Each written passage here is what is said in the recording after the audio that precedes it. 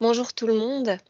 Eh bien, au nom de l'équipe, je vous souhaite la bienvenue. On est évidemment ravis de vous retrouver, malgré l'actualité évidemment qui nous rappelle tous les jours et depuis des semaines que certains postes du budget augmentent, voire explosent. Aujourd'hui, nous assistons au 3e webinaire d'une série consacrée au pouvoir d'achat des ménages.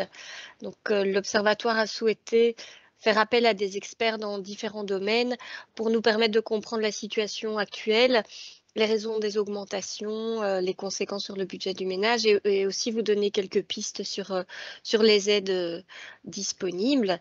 Le thème du jour, c'est l'alimentation. Donc, 3 experts vont aujourd'hui nous aider à comprendre ce qui se joue au niveau de ce poste du budget. Juste pour rappel, 2 webinaires ont eu lieu précédemment, un sur l'énergie, l'autre sur l'inflation, l'indexation, etc. Vous pouvez les revoir, les réécouter en vous rendant sur notre site internet.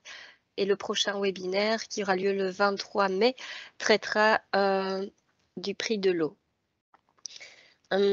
Juste avant de vous présenter nos orateurs, je vais revenir comme à l'accoutumée sur quelques informations pratiques. Donc, le webinaire est enregistré.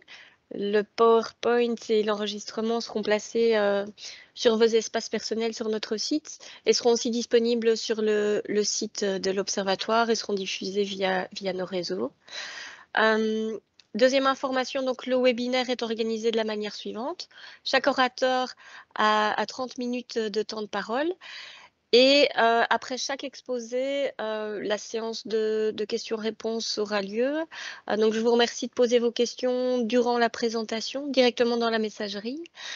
Et Aurélie Jourdain, donc, qui est chargée de communication et de prévention à l'Observatoire, sera la modératrice du jour. Elle compilera vos questions et les soumettra à nos orateurs. Troisième info, donc si vous avez un problème avec la messagerie, donc que vous ne parvenez pas à poser vos questions directement dans la messagerie, vous n'hésitez pas à nous transmettre vos questions via email et on les prendra évidemment en considération. Et dernière chose, donc pour les personnes qui souhaitent une attestation de présence, n'hésitez pas à nous envoyer un mail et nous ferons évidemment le nécessaire. Voilà, j'en ai fini avec les aspects pratiques. Il est temps maintenant de vous présenter nos orateurs du jour. Donc je vais juste, donc il y a Brigitte Grisard, Jonathan Peuch et Wim Van Edom. Je vais peut-être vous laisser vous présenter en 1 minute chacun. Oui, bonjour. Eh bien, merci pour l'invitation et merci à tout le monde qu'on ne voit pas, mais vraiment merci beaucoup. Donc, moi, c'est Brigitte Grisard et je suis chargée de projet à la concertation aide alimentaire pour la Fédération des services sociaux. Merci Brigitte. Jonathan? Oui, bonjour à tous, je m'appelle Jonathan, je travaille pour une ONG qui s'appelle FIAN, nous défendons le droit à l'alimentation. Merci beaucoup de l'invitation et j'ai hâte d'échanger avec vous. Et Wim? Bonjour, moi je suis Wim, je travaille comme économiste chez Comeos, la fédération belge pour le commerce. Voilà, mais évidemment, on a hâte de vous entendre. On vous remercie évidemment pour la préparation du webinaire et pour votre participation aujourd'hui. Donc, Wim débutera les présentations. Ensuite, ce sera au tour de Jonathan et puis de Brigitte. Donc, moi, je serai un peu le maître du temps. Donc, voilà, merci à tous, merci à tous les participants et je vous souhaite un très bon webinaire.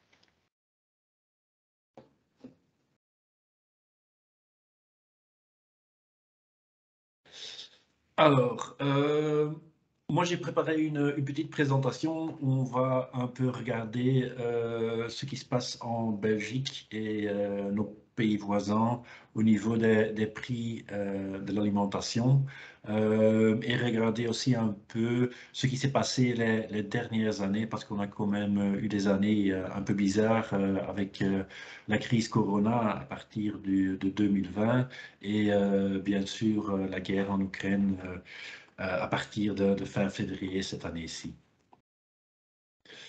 Alors, on commence avec l'enquête du budget de ménage qui se produit tous les 2 ans par Stadbel. Et c'est aussi quelque chose qui se fait partout en Europe. Et là, on peut voir un peu la pourcentage du budget de ménage qui est consacré à tout ce qui est alimentation et boissons non alcoolisées. Et on voit que en fait, en Belgique, c'est ici la ligne vert. On est depuis, je l'ai chiffré ici depuis 1995, on est à une tendance qui va vers le bas. Et bon, ici, c'est vers 2007 en fait qu'on arrive au niveau le plus bas, c'est-à-dire 12,3% du budget de ménage qui est consacré à l'alimentation et les boissons non alcoolisées. Et en fait, il y a une légère montée par après. Mais on arrive à un chiffre pour 2019 de 12,7% du budget de ménage, ce qui est un peu en dessous de la France, qui est la ligne jaune ici. Et on voit en fait que en Belgique et en France, les 2 lignes ici, on dépense quand même beaucoup plus de notre budget à l'alimentation si on compare ça avec les Pays-Bas et l'Allemagne. La ligne pourpre ici, c'est les Pays-Bas et la ligne rouge ici, c'est l'Allemagne. Pourtant, c'est pas que l'alimentation chez nous est plus chère, ce qu'on va voir tantôt. Mais juste pour avoir une idée, hein, tandis qu'on est ici dans une tendance vers le bas depuis 1995, on voit que c'est tout à fait différent pour tout ce qui est maison, eau, électricité, gaz et autres, que on est ici quand même avec une situation qui est stable pour jusque 2007, mais qui commence à monter par après. Et bien sûr, bon, ici j'ai mis aussi déjà les chiffres de 2020. On voit quand même une forte montée dans tous les pays, pas seulement en Belgique, mais un peu partout. Regardons l'indice des prix pour tout ce qui est alimentation. Et bon, de nouveau, ici, j'ai commencé par 2013. Pourquoi 2013? Parce que c'est l'année de base. Ça veut dire qu'on part là d'un indice de 100 pour tous les pays. Et on voit que ben, l'évolution, c'est plus ou moins la même chose dans la plupart des pays.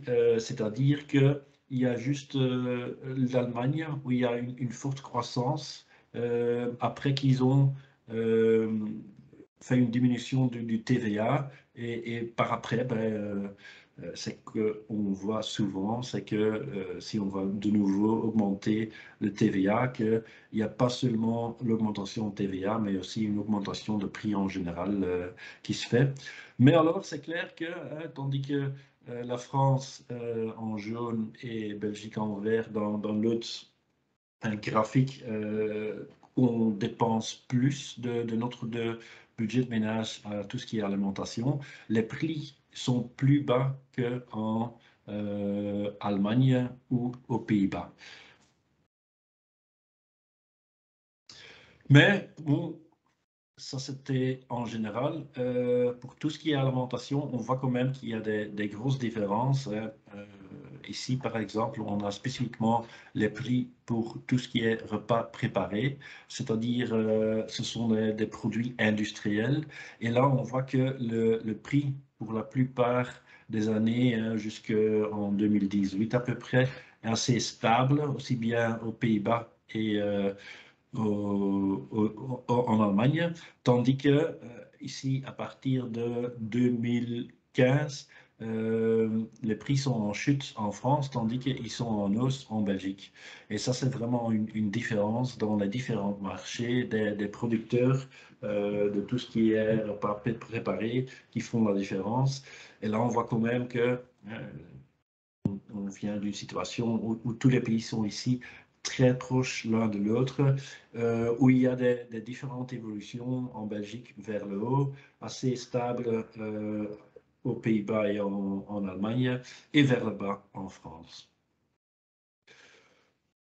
Pour avoir une idée, ici on voit la dépense des ménages pour tout ce qui est alimentation. Et alors on va de 21 milliards en 2008 vers 31 milliards en 2020, ce qui est à peu près 50% de plus en 12 années. Regardons maintenant l'indice des prix pour quelques groupes clés. On a ici la ligne bleue et maintenant on a les chiffres que de la Belgique. La ligne bleue ici, ça c'est l'inflation ou l'indice de prix général. Ça veut dire que, de nouveau, l'année de base est 2013, alors on part de 100 et on voit que tout est ici au même niveau. Et alors on voit que en général, il y a une augmentation vers 2019 de 8,78%. Et alors, on voit les différences. Tout ce qui a à voir avec maintenir la maison, c'est devenu beaucoup plus cher. On est à une augmentation là, de 10,28%. À peu près la même chose pour la maison et l'eau et l'électricité. Là, on a une augmentation de 9,46%. Et on voit que, par exemple, tout ce qui est habillement et chaussures, ça commence 2013 à devenir beaucoup plus cher que le niveau en général, mais qu'en fait, il y a un changement ici à partir de 2015 et qu'il y a quasi plus d'augmentation ou très peu au niveau habillement et chaussures, ce qui nous amène à une augmentation pour les dernières 6 années de que 4,50%. Et alors, on voit que tout ce qui est alimentation, ben, ça reste plus ou moins au même niveau que l'inflation en général. On regarde ici, c'est un peu en dessous, mais ça suit plus ou moins le niveau en général. Bien sûr, maintenant, d'autant plus que l'énergie devient chère, d'autant plus que maintenant il y a un écart entre l'inflation en général et l'alimentation. Mais alors ici, on est en fin 2019 à une augmentation de 7,4%. Regardons maintenant ce qui s'est passé spécifiquement avec la crise Corona et la guerre en Ukraine. Et en fait, ce sont deux effets catalysateurs, aussi bien Corona que la guerre en Ukraine, pour des choses qui devaient se passer tôt ou tard. Et alors, ce qu'on voit, c'est qu'il y a bien sûr un impact sur le budget. Ben, il y a des gens qui ont mis sur chômage temporaire ou technique pendant la période Corona. Bien sûr, maintenant, avec tout ce qui se passe au niveau de l'indice des prix, surtout de l'énergie, il y a bien sûr un effet sur le budget aussi. On voit aussi des effets sur ou le comportement qui change vis-à-vis la santé. Surtout, bien sûr, Corona a fait que les gens sont de plus en plus conscients de l'effet santé et l'importance d'une alimentation saine. Et bien sûr, il y a aussi un effet sur les prix. On a vu ça pendant la crise Corona. Ben, il y avait plusieurs raisons, on va voir ça un peu plus en détail, mais il y aurait plusieurs raisons pour lesquelles les prix ont changé pendant la crise Corona. Et maintenant, bien sûr, il y a avec la guerre en Ukraine aussi des produits qui sont devenus beaucoup plus chers. Ben, d'abord, hein, c'est la même graphique que j'ai mis au début, mais maintenant j'ai ajouté 2020, hein, l'année où il y avait la crise Corona. Et alors, on voit dans tous les pays, aussi bien en Belgique ici qu'en France, qu'en Allemagne, qu'aux Pays-Bas, qu'il y a une forte montée de la pourcentage du budget de ménage qui est utilisé pour des repas. Bien sûr, ça a à voir d'un côté avec le fait qu'on ne pouvait plus aller au resto et qu'on devait cuisiner beaucoup plus chez nous, mais aussi l'effet que les gens voulaient avoir un peu plus de luxe chez eux aussi, hein. Le luxe que normalement ils allaient chercher dans les restaurants, ben, ils ont cherché chez eux et ils ont cuisiné avec des produits un peu plus luxe. Et bien sûr, il y avait aussi le changement d'un côté vers des produits bio ou plus sains qui sont souvent un peu plus chers aussi. Et il y avait aussi une augmentation des prix, ce qu'on va faire, on va voir par après. Et ici, on voit déjà, ça c'est un graphique où on voit un indice sur le chiffre d'affaires dans les supermarchés. Et on voit très clairement, d'abord il y a une chute début de l'année, mais alors à partir de mars, on voit très clair qu'il y a un niveau qui est beaucoup plus élevé que en 2019. Et on voit aussi à partir de 2021 un retour vers le normal avec des chiffres qui sont plus au niveau que de 2019, quoi. Maintenant, si on va regarder l'indice des prix, c'est quand même assez intéressant, hein. On voit d'abord la montée. On voit ça aussi bien en Allemagne. Ici, on est en janvier 2020. On voit la montée en Allemagne, aux Pays-Bas, mais on voit ça aussi en Belgique et un peu plus tard en France. En fait, c'était quel effet? Ben, en Belgique, ben, il y avait surtout l'effet du fait que il y a un moment où on ne pouvait plus faire des promotions dans les supermarchés. Ça a eu un effet. Et puis, il y avait des effets sur des produits typiques. Rien à voir avec la crise Corona, mais par exemple, il y avait des problèmes avec certains fruits, par exemple, qui sont devenus plus chers. Mais ce qui est intéressant aussi, c'est qu'on voit que après cette phase initiale de crise Corona, que les prix ont baissé de nouveau aussi, et surtout en Belgique, on voit quand même une très forte baisse du prix de l'alimentation en général. Et alors, maintenant, on voit les derniers mois l'indice des prix qui monte dans tous les pays. Et justement, parce que chez nous, il y avait une très forte baisse vis-à-vis ben, en janvier 21 et les mois par après, un niveau assez bas. Ben, c'est pour ça que maintenant, on monte un peu plus fort que les autres pays et on a dépassé la France aux bases de l'indice pour tout ce qui est alimentation. Quand on va regarder de nouveau, ici on a l'indice en général et ici alimentation et on voit que ça suit assez bien l'un l'autre.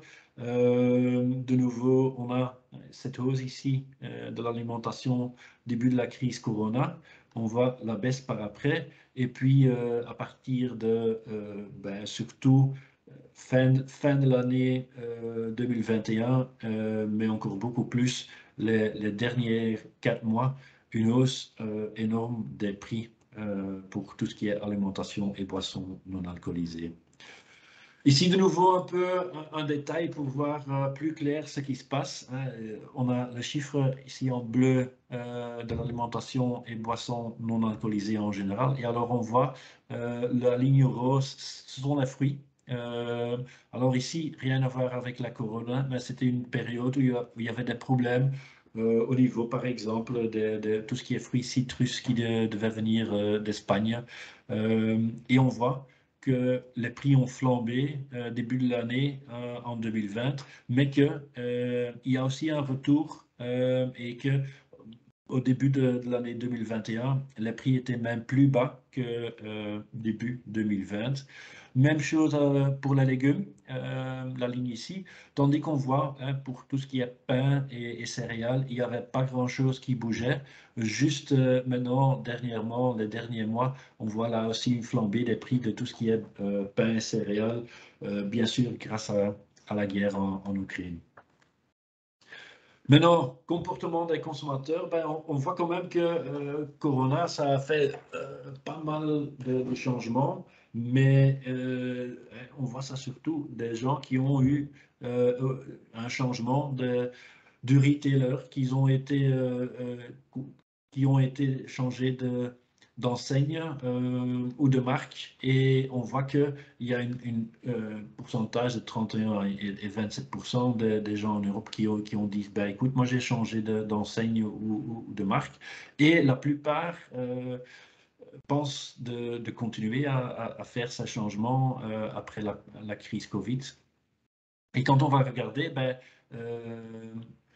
prix ou valeur est l'élément le plus important. Ben, il y a 30% qui changent d'enseigne ou de marque pour avoir des prix plus bas ou plus de valeur.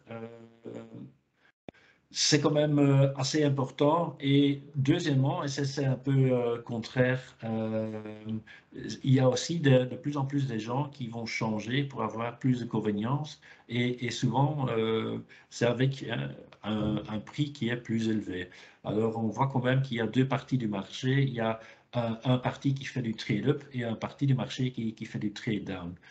Et ça, c'est quand même quelque chose assez important, le fait qu'on voit ces deux genres de consommateurs, ceux qui ont le budget pour faire un trade-up et dépenser plus pour leur convenience, pour avoir des repas peut-être plus sains, tandis qu'il y a une partie importante qui doit faire du trade-down et qui doit chercher, au lieu des marques nationales, par exemple, des marques de distributeurs. On voit que de plus en plus les consommateurs ils cherchent pour des choses qui sont saines, mais aussi hygiéniques, et de plus en plus on regarde aussi pour la promotion des produits durables dans tout ce qui est alimentation. Quand on regarde maintenant la dépense dans des magasins, ben, il y a 17% des gens qui vont, après la pandémie, dépenser plus dans les supermarchés. Il y a 73% des gens qui disent ben, je vais dépenser à peu près la même chose, et 10% qui disent qu'ils vont dépenser moins. Ça fait quand même un effet net de plus 7%, mais de nouveau, on voit quand même les deux parties du marché, une partie qui peut faire un trade-up et une partie du marché qui doit faire un trade-down. Et quand on va regarder ça, selon des ménages qui ont un budget plus élevé ou plus bas, ben, le pourcentage des gens qui essayent de faire des économies, ben, il y a 40% des ménages avec les salaires les plus bas qui envisagent de faire des épargnes, tandis qu'on voit quand même un chiffre assez élevé de 28% des gens qui ont un salaire élevé qui eux aussi veulent faire des épargnes. De l'autre côté, ceux qui veulent plus focaliser sur manger sain et avoir de l'alimentation le plus sain possible, ben là, on voit que c'est quand même 34% des gens ou des ménages avec un salaire plus élevé, tandis qu'il n'y a que 26% des salaires les plus bas qui vont focaliser sur avoir de l'alimentation plus saine. C'est quand même assez remarquable aussi. Ben, je suppose que c'est malheureusement toujours le cas, mais il y a quand même une différence qui est assez grande. Maintenant, la guerre en Ukraine, ben, il y a bien sûr un effet sur tout ce qui est huile et graisse, parce que l'Ukraine est un exportateur de l'huile de tournesol assez important. Et on voit en fait, hein, quand on regardait de nouveau, ici on a l'inflation pour tout ce qui est alimentation en général, et on voit que en fait on était avec des chiffres ou des prix qui évoluaient vers le bas jusqu'en octobre, et c'est que en novembre qu'on voit ce changement, et en fait c'est que à partir de janvier 2022 qu'on voit vraiment une forte hausse des prix. Maintenant, si on va regarder pour quelques produits en détail, alors tout ce qui est huile et graisse, on voit que là, déjà à partir d'octobre, on voit cette montée vers le haut qui est au-dessus de 2%, avec maintenant des chiffres hein, que vous voyez ici, à partir de février. Hein, il y avait 24 février que la guerre en Ukraine a commencé. Et là, on voit des hausses de prix énormes. Même chose pour les autres huiles. On voit ça aussi pour la beurre. Pain, c'est moins important, mais quand même, on est aussi à une augmentation de prix de 10% en avril vis-à-vis l'année passée. Pour tout ce qui est margarine et la huile végétale, on est aussi à des niveaux d'inflation assez importants. Et aussi, bien sûr, l'huile d'olive qui est un substitut pour les autres huiles. Là aussi, on voit quand même des chiffres assez importants. Ici, on peut voir ça, encore une fois, pour tout ce qui est ici pâtes et couscous pour pain, les céréales pour déjeuner et farine.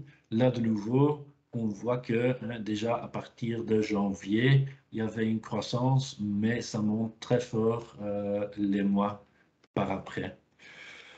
Maintenant, quelles sont les perspectives pour les mois à venir? C'est sûr et certain que la nourriture va devenir de plus en plus chère. Il y a pas mal de raisons. Bien sûr, il y a la guerre en Ukraine. Et là, on regarde bien sûr tout ce qui est farine et d'un côté et de l'autre côté tout ce qui est huile. Il y a le prix d'énergie. Bon, prix d'énergie, c'est aussi bien pour la chaîne entière de l'alimentation, du producteur jusqu'au supermarché. Pour tout le monde, l'énergie vient de plus en plus chère. Puis, il y a en général la croissance démographique. Bien sûr, ça, c'est quelque chose qui ne travaille pas sur quelques mois, mais sur des années. Mais là aussi, ça va mettre encore la pression sur les prix. Puis, il y a l'évolution dans la durabilité. C'est quelque chose qu'on voit partout. C'est une des raisons pour laquelle l'énergie devient plus chère, mais aussi dans la production de l'alimentation, c'est quand même quelque chose qui met encore plus de pression sur les prix. Et bien sûr, il y a le changement climatique qui fait que de plus en plus, il y a des problèmes, et ça, on voit surtout dans tout ce qui est fruits et légumes, qu'on voit quand même qu'il y a des problèmes de plus en plus et qu'on voit des flambées de prix au moment que il y a ici ou par là des choses, des orages ou quoi que ce soit qui fait qu'il y a moins de fruits, moins de légumes. Voilà, ça c'était un peu mon aperçu général. Je ne sais pas s'il y a déjà des questions. Eh bien, non, Wim, nous n'avons pas encore de questions. Donc, n'hésitez pas, si vous avez des questions sur cette présentation, à les noter dans la messagerie. Je ne sais pas si Brigitte ou Jonathan, vous avez éventuellement des questions ou des commentaires à faire sur la présentation. Moi, j'avais une question sur le Oui. slide 14, oui. Tu peux le remettre, s'il te plaît? Oui, bien sûr. Attends, je vais... C'est plus une question sur comment il faut lire les chiffres.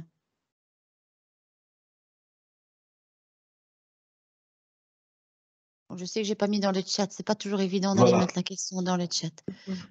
Oui, je voulais juste voir comment est-ce qu'il faut lire les chiffres. Si par exemple, je prends le chiffre plus 116,70, c'est plus 116%, non?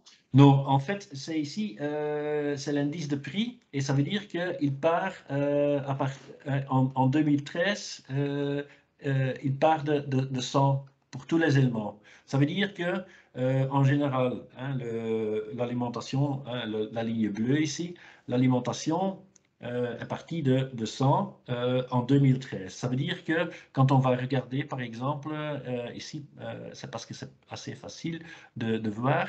En janvier 2021, l'indice avait monté de 100 jusqu'à 109,80. Et en fait, ça veut dire que de 2013 jusqu'à janvier 2021, il y avait une augmentation de 9,88% du prix. Et par exemple, hein, ici pour fruits et légumes, on voit que dans les dernières 8 ans, il n'y avait que 3,17% d'augmentation. Et ça, c'est l'indice. Alors, ça commence toujours de 100 dans l'année de base. Et en fait, c'est la moyenne pour l'année, c'est 100. Et alors, en général, hein, on voit que en général, ça monte pour la plupart des produits. Mais ici, je voulais surtout montrer que, par exemple, pour des produits comme fruits et légumes, c'est quelque chose qui bouge dans toutes les directions. Ça monte très fort, mais par après, il y a une baisse aussi. Tandis que pour des autres produits, on voit que c'est beaucoup plus stable et qu'il n'y a qu'une tendance vers le haut.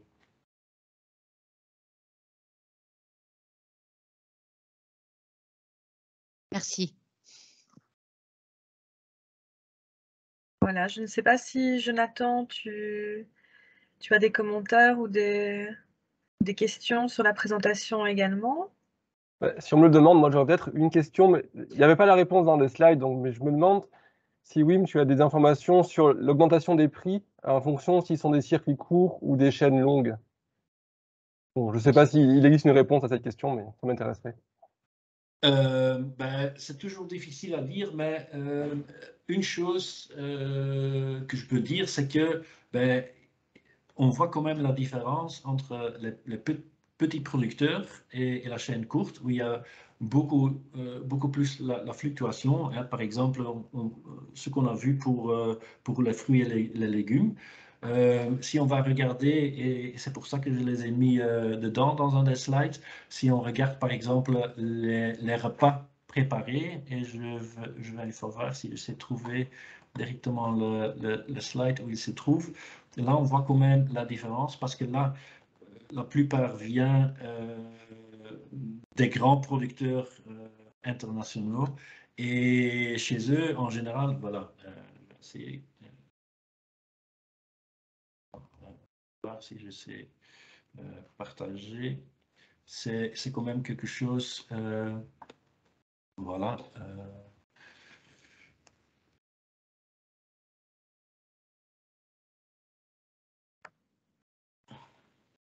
Voilà. Ici, on voit très clairement qu'à partir de 2016... Tu sais mettre un tout petit peu plus grand, s'il te plaît? Oui, je vais... Voilà. Alors, ici, on a des repas préparés. Alors, d'office, c'est quelque chose qui vient des producteurs d'alimentation. Et là, on voit hein, qu'il y a clairement, à partir de 2016, ici, une forte hausse des prix.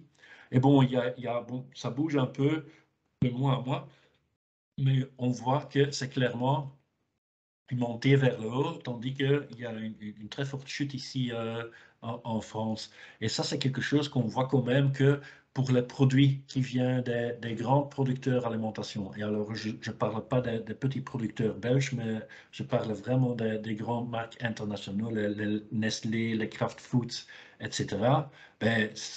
C'est ça qu'on voit comme évolution. Ça monte vers le haut, mais ça ne va jamais faire comme pour le fruit que ça monte, mais il y a une très forte baisse par après. Aussi parce que, bon, ouais, ce sont des sociétés qui ont des marges beaucoup plus larges que, par exemple, les supermarchés. Il faut compter qu'un supermarché travaille avec une marge de 1 à 5%, tandis que les grands producteurs comme les Mondelez, les Kraft Foods, les Unilever, ben, ils travaillent avec des marges de 15 jusqu'à 25%. C'est clair qu'ils ont un pouvoir beaucoup plus large sur le marché pour faire des prix. C'est eux qui décident sur le prix, tandis que les supermarchés, ils doivent prendre le prix qu'ils reçoivent. Et ça, c'est une très grande différence. Et là, on voit aussi que, de nouveau, ceux qui sont au début de la chaîne, les fermiers, eux aussi, ils ont des marges beaucoup plus petites que les grands producteurs dans la production d'alimentation industrielle. Très bien, merci. Alors moi j'avais une question aussi. Dans la présentation, tu disais que il y avait un certain pourcentage de personnes qui affirmaient que ils avaient changé de chaîne de supermarché, ou ils avaient l'intention de continuer. Je suppose qu'ils se sont plus dirigés vers des magasins hard discount, ou il y a d'autres tendances? Ben, il y a les deux tendances et on voit ça en général quand il y a une crise. Ben, c'est très rare que ce soit une crise pour tout le monde. Il y a toujours des gens qui sont beaucoup plus touchés par une crise, et eux, ils sont obligés de changer vers le bas, hein, qui doivent faire le trade-down, qui doivent aller vers des hard discounts ou des produits, des marques distributeurs plutôt que des marques nationaux, tandis qu'il y en a ceux qui ne sont pas tellement touchés par la crise. Hein. Quand on regarde par exemple avec la crise Corona, ben, il y avait plein de gens qui étaient salariés, qui n'avaient aucun impact sur leur salaire, qui n'ont jamais été mis sur chômage technique. Ben, il n'y avait pas d'impact sur leur salaire. Tandis qu'il y aurait un très grand impact sur leur comportement de consommation, parce qu'ils ne pouvaient plus aller à l'Horeca, ils ne pouvaient plus aller au resto, ils ne pouvaient plus faire des vacances. Et alors, pour eux, ben, ils pouvaient beaucoup plus épargner et en même temps dépenser plus pour tout ce qui est alimentation. Et c'est quelque chose qu'on a vu. Il y avait les dépenses ou les chiffres d'affaires de supermarchés qui étaient vraiment plus hauts pendant la plupart de 2020. Et c'est d'un côté parce qu'on était tous obligés de manger chez nous, mais il y avait aussi beaucoup de gens qui allaient chercher le luxe dans les magasins plutôt que dans les restos. D'accord, Mais merci. il y a toujours une partie qui sait faire le trade-up, mais il y a une partie très importante de à peu près 20% qui est obligée de faire un trade-down dans les moments de crise. D'accord. Alors, on a une participante qui demandait aussi si les prix pouvaient être gelés à un moment, ou alors s'ils pouvaient continuer à monter indéfiniment. Ben, en général, les prix montent toujours. C'est-à-dire, quand on regarde, on essaie, l'ECB essaye d'avoir une inflation qui est en dessous, mais près de 2%. Alors, situation idéale, c'est que chaque année, on est plus ou moins vers les 2% d'inflation. On ne veut pas qu'on ait une inflation négative, parce que c'est très mauvais pour l'économie aussi. Maintenant, en Belgique, bien sûr, on a l'indexation des salaires automatique, qui fait que, de nouveau, pour la plupart des gens, il n'y a pas un pouvoir d'achat qu'on perd, parce que justement les salaires suivent l'indexation. Maintenant, bien sûr, pour ceux qui ont un salaire très élevé, qui sait épargner, ben, le côté épargne, ben, ce côté de salaire monte aussi. Tandis que ceux qui ont déjà un souci et qui ne savent pas épargner, ben, pour eux, souvent, l'indexation vient un peu en retard, bien sûr. Et en plus, comme on a maintenant, avec une flambée des prix de l'énergie, ceux qui ont les 15% avec les salaires plus bas, ben, ils ne sont pas à 100% récompensés pour la flambée des prix d'énergie par l'indexation de leur salaire. De nouveau, c'est toujours les deux côtés. Il y a ceux qui sont déjà dans une situation de précarité. Ben, souvent, l'indexation, c'est très nécessaire, mais ce n'est pas une récompension à 100%. Tandis que pour ceux qui ont un salaire beaucoup plus élevé, qui savent épargner, ben, eux, ils gagnent avec l'indexation.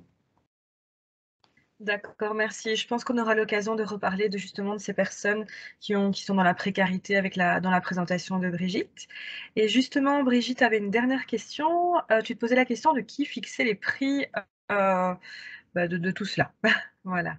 Ben écoute, je ne sais pas exactement ce qu'on veut dire avec fixer le prix. En fait, ici, l'indice des prix, c'est fait par Stadbel, par la faute économie.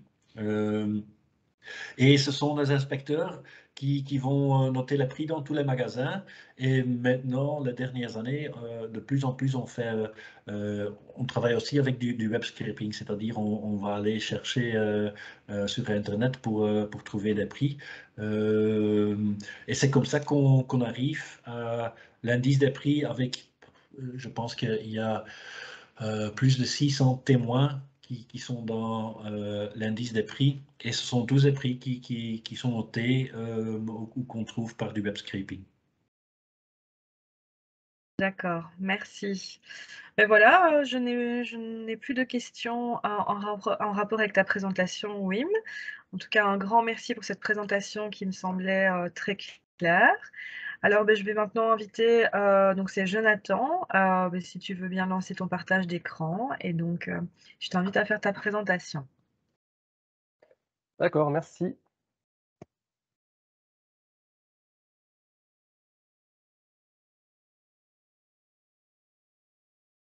Ah oui, quand je vous parle, je ne vois plus personne. Donc moi, la présentation, je n'ai pas vraiment la même méthodologie que Wim. Nous, d'une part, on considère en fait que ça fait déjà longtemps qu'il y a un problème d'accès à l'alimentation pour les publics en Belgique, d'accès à l'alimentation de qualité pour tout le monde et d'accès à l'alimentation tout court pour les publics précarisés. Mais c'est vrai que les crises actuelles, l'Ukraine, le Covid, ont encore rajouté des éléments qui dramatisent la situation. Donc nous, ce que je vais vous présenter, nous en fait, FIAN, on est une ONG qui défend le droit à l'alimentation comme droit humain. Et on est aussi une ONG surtout de plaidoyer. Donc en fait, nous, on essaye de promouvoir des réponses publiques, politiques à des problèmes sociaux qu'on constate sur le terrain. Et donc je vais vous amener à discuter à la fin de la sécurité sociale de l'alimentation. Mais avant, ici, dans l'optique de bien comprendre la situation, j'ai plutôt des slides pour essayer d'expliquer où est-ce qu'on en est. Donc d'abord, qu'est-ce que le droit à l'alimentation? Donc c'est un droit humain qui fixe un idéal en matière d'accès à l'alimentation. Donc en fait, la Belgique a signé le pacte international relatif aux droits économiques, sociaux et culturels en 1966. Donc c'est des engagements que la plupart des États du monde ont pris. Et à ce titre, ils se sont obligés à réaliser les droits humains.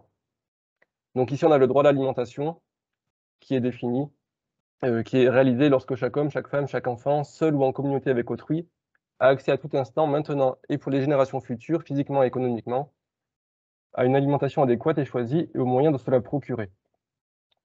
En bref, ça a pu être, c'est du droit, donc ça a été largement interprété par des séries de directives, mais on peut dire que l'alimentation, elle doit être abordable au niveau du prix, et c'est-à-dire que le prix, il n'est jamais regardé dans l'absolu, mais il est regardé par rapport aux revenus des personnes, donc c'est le prix par rapport aux revenus. Ça doit être disponible, donc là c'est en quantité, on doit avoir dans les magasins, dans les étals de l'alimentation. Adéquate, c'est-à-dire qu'elle doit être nutritionnellement et culturellement adéquate, ça veut dire qu'elle doit être bonne favorable à la santé, et aussi choisie, c'est-à-dire que elle ne peut pas être imposée complètement aux personnes. Et durable, ça veut dire qu'on doit y avoir accès maintenant, mais aussi plus tard, et donc ça reprend notamment les dimensions environnementales, pour s'assurer que les générations futures aient aussi accès à l'alimentation. Donc là, je vais passer très vite parce qu'en fait, je sais que Brigitte va en parler plus que moi. Mais ça, c'est d'abord pour vous dire qu'en termes de droits humains, il y a un problème, même en Belgique, d'accès, c'est-à-dire que c'est des gens qui ont faim, que leur revenu ne permet pas, en fait, d'accéder à une alimentation. Là, on parle même pas de qualité, puisque c'est surtout une alimentation tout court. Je ne vais pas être trop long parce que Brigitte va donner des détails, mais ce qu'on peut dire, c'est environ 600 000 personnes qui ont eu recours à l'aide alimentaire en 2021, dans un contexte de Covid, donc il y a une forte hausse. Ce qu'on peut voir aussi sur le graphique, c'est que cette hausse, elle est importante, mais elle est linéaire. Donc depuis 1995, vous voyez, ça a été multiplié par plus que 2, quasiment par 3. Et on ne voit pas vraiment de raison que ça s'arrête. Donc ça, c'est un premier élément. Souvent, ça me conduit aussi à dire que pour FIAN, à la base, nous, on est une ONG de défense des droits humains, on travaille autant au nord que dans le sud. Mais les problèmes d'accès à l'alimentation deviennent tellement importants dans les pays du nord qu'on a tendance aussi à orienter une partie de nos activités maintenant ici, notamment en Belgique, là où ce n'était pas le cas il y a 10 ans. Le deuxième aspect, c'est les aspects de la nutrition. C'est-à-dire que ça ne suffit pas d'avoir accès à une alimentation tout court, mais il faut avoir accès à une alimentation de qualité. Et donc ça, c'est ce qu'on appelle la nutrition, c'est-à-dire que les produits doivent être bons pour la santé de manière générale. Un indicateur pratique pour étudier ça, c'est le surpoids et l'obésité, puisque c'est vraiment la concrétisation d'un mauvais régime alimentaire, en plus sur quasiment au moins 10 ans. En général, on dit qu'il faut à peu près 10 ans pour devenir obèse, donc c'est pas un mauvais choix par-ci par-là, c'est vraiment une tendance à une mauvaise consommation alimentaire pendant des années et des années. Donc d'une part, il y a les chiffres dans l'absolu qui apparaissent pas là, mais en fait, ils sont d'environ de 16% en Belgique. C'est un petit peu inférieur à la moyenne européenne, mais c'est tout à fait dans les ordres d'idées. Ce que montre aussi cette slide, c'est la notion de gradient social. C'est-à-dire que plus on est riche ou plus on est éduqué, donc ici le graphique parle surtout des personnes diplômées ou pas. Donc plus on est diplômé et moins on a de chances d'être obèse et moins on a de chances d'être en surpoids. Donc c'est 1,5 la différence pour le surpoids et c'est 2 fois moins de chances d'être obèse si on est avec un diplôme plus que le secondaire, du tertiaire, donc universitaire ou autres écoles.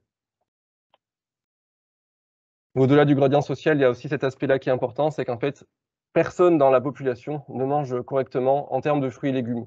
Par exemple, là, le graphique montre pour une série de produits alimentaires, mais bon, les fruits et légumes sont assez déterminants dans la définition des régimes équilibrés. Et donc pour l'alimentation, pour le fruits et légumes, c'est 12,7% de la population qui mange les recommandations de Sciences Anno, qui correspondent à celles de l'OMS, donc de 400 grammes de fruits et légumes par jour. Donc 13%. Donc même si on est... je ne sais plus si j'ai mis cette slide-là. Oui, voilà, je vais y venir tout de suite. Ici, ça correspond à la moyenne donc, de 12,7% de la population. On peut voir que si on n'a pas de diplôme, on va être environ à 7% des gens qui n'ont pas de diplôme qui mangent les recommandations de fruits et légumes. Si on a un diplôme du tertiaire, on a 17%. Donc on peut voir que c'est plus que 3 fois plus. Mais par contre, on sent à quel point le chiffre est très bas. Ça veut dire que voilà, ça veut dire qu'il y a 83% de la population qui ne mange pas conformément aux recommandations les fruits et légumes, alors que c'est pas un manque d'information, tout le monde connaît ces messages-là. Donc ça, c'est un élément important pour nous. Donc cette mauvaise alimentation, elle se concrétise aussi en impact sur la santé. Donc sans être trop long, en Belgique, en 2019, c'était 14% des décès qui sont liés à la malnutrition, mais c'est surtout de la surnutrition.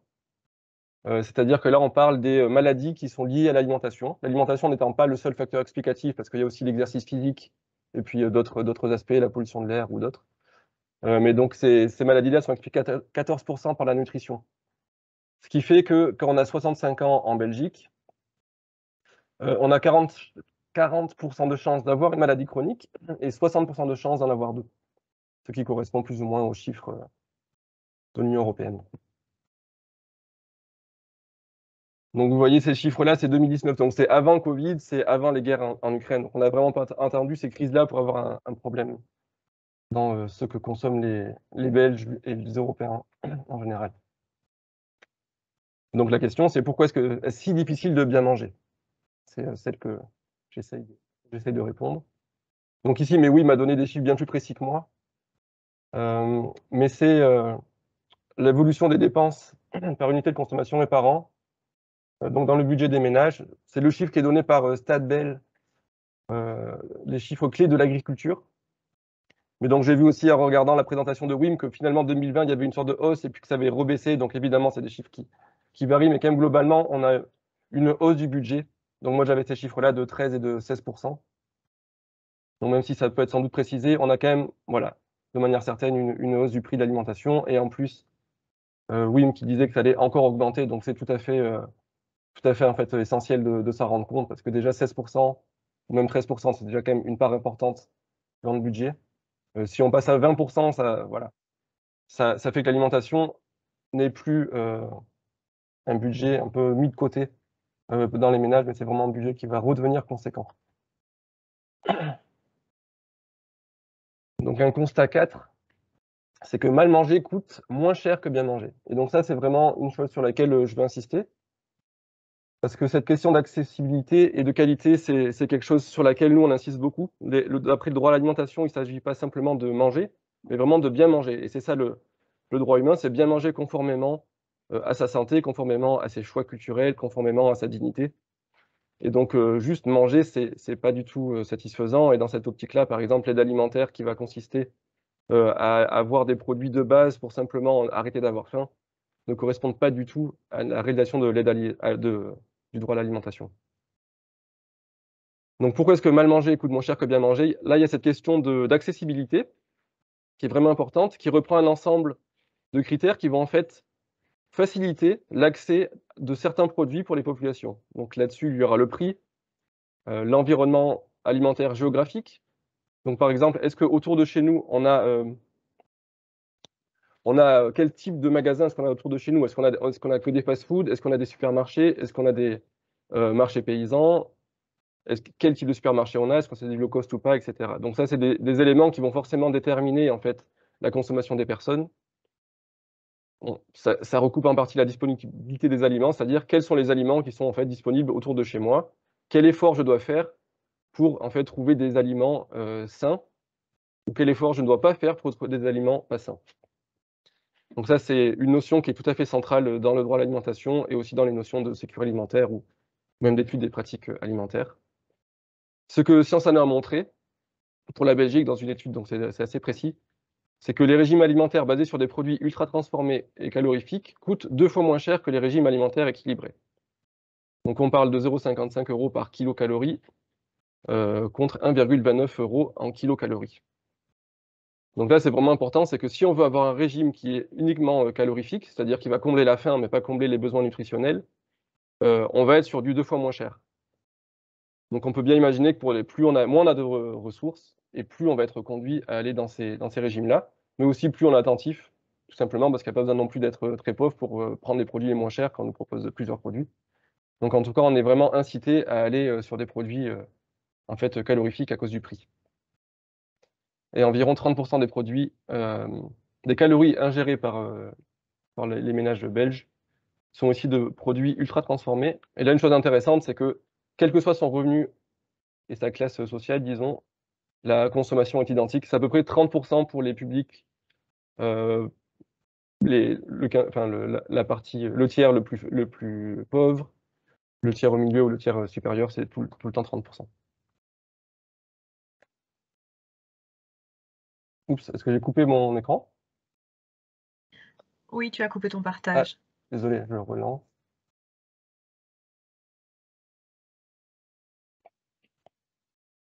Donc pourquoi est-ce qu'il y a une telle différence dans les prix? Donc là, ça demanderait aussi beaucoup d'études. Et en fait, chez FIAN, on est en train de rédiger un rapport qui s'appelle Nutrition et système alimentaire, qui malheureusement, j'aurais bien aimé pouvoir vous le présenter aujourd'hui en entier, mais il n'est pas encore finalisé, mais il le sera bientôt. Qui explique en partie pourquoi est-ce que en fait, il y a telles différences de prix par rapport à la qualité des produits. De manière générale, en fait, on peut dire qu'il y a des produits qui sont très bien adaptés au système alimentaire international et d'autres qui le sont moins. Donc plus les produits sont adaptés, plus on va avoir tendance à les retrouver partout, moins ils vont être chers. Pourquoi? Parce que d'une part, on fait des économies d'échelle Donc les produits qu'on peut produire en très grand volume, en fait, coûtent moins cher à traiter de manière générale. Les matières premières agricoles, les moins chères, sont aussi celles qui sont destinées à être transformées. Et dans cette transformation, on va gagner en plus-value. Et là, c'est un peu aussi ce que disait Wim par rapport au poids, par exemple, des grands producteurs ou des grands fabricants qui vont en fait tirer une énorme plus-value de produits agricoles qui ont été payés très peu cher, mais qui seront revendus beaucoup plus cher à la grande distribution, puis ensuite aux consommateurs. Et être transportable, c'est très important dans un système commercial, parce qu'il faut que des produits qui aient été cultivés dans un bout de la planète pour qu'ils soient transformés puis consommés à un autre bout. Il faut qu'on puisse les stocker longtemps, etc., que ce soit pas trop lourd, plutôt transportable sec, qui ne s'abîment pas en transport, etc. En fait, ces produits-là qui sont adaptés à ce système commercial, ils correspondent aussi à certaines techniques productives.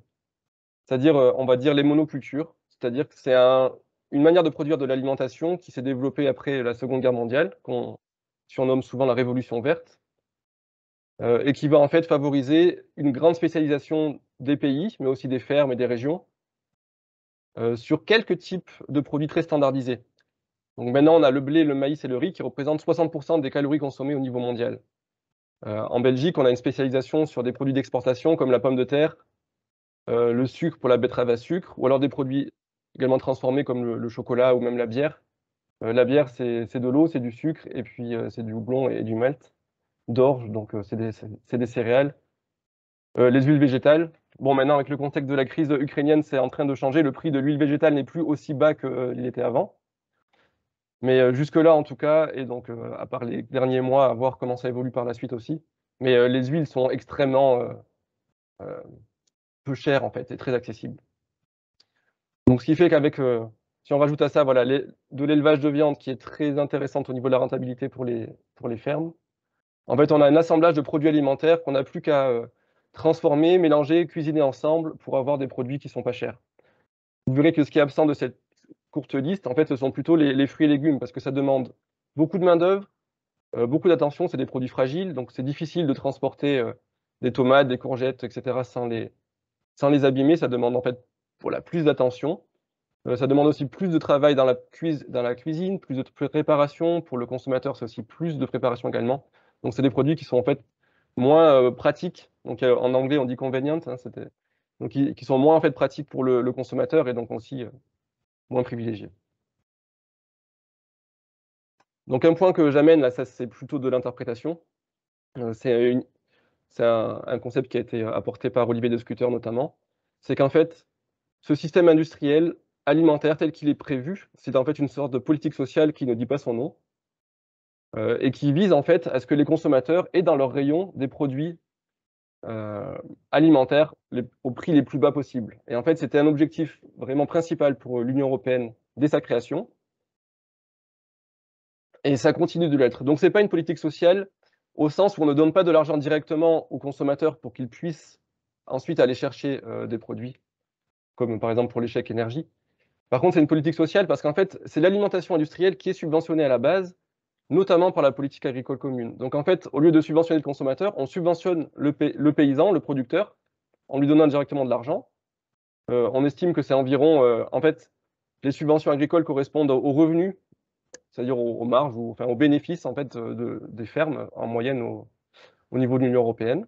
Donc les revenus en fait sont subventionnés et l'alimentation est subventionnée principalement par ce biais, aussi par les économies d'échelle dont j'ai parlé et notamment des investissements des États dans des infrastructures, les ports, les aéroports, les autoroutes, etc., qui sont en fait très pratiques pour faire venir des produits industriels d'un bout à l'autre de la planète.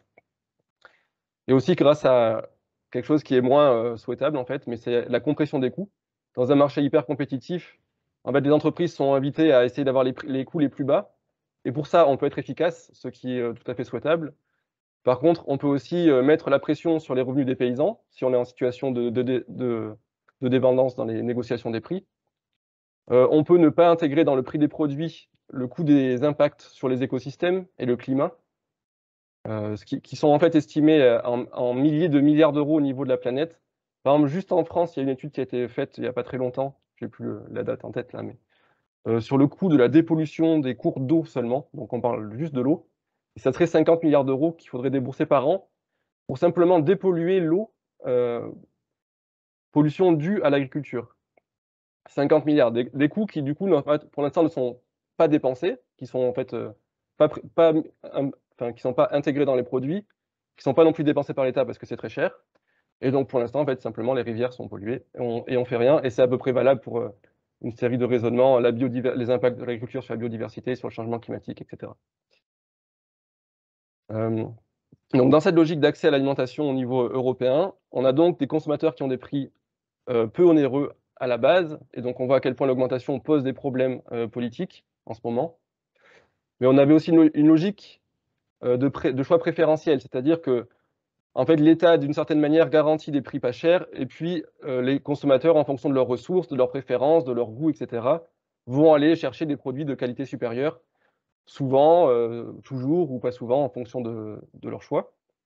Mais en fait, quand on est dans une situation de précarité et d'augmentation des inégalités comme on les connaît aujourd'hui, en fait, quand on est un public précarisé, par exemple, on est vraiment finalement captif des produits les prix bas et on n'a pas du tout le choix de pouvoir aller sur le marché. Et, comme c'est enfin, en fait, c'est une sorte de plaisir qui est réservé à des populations qui en ont les moyens.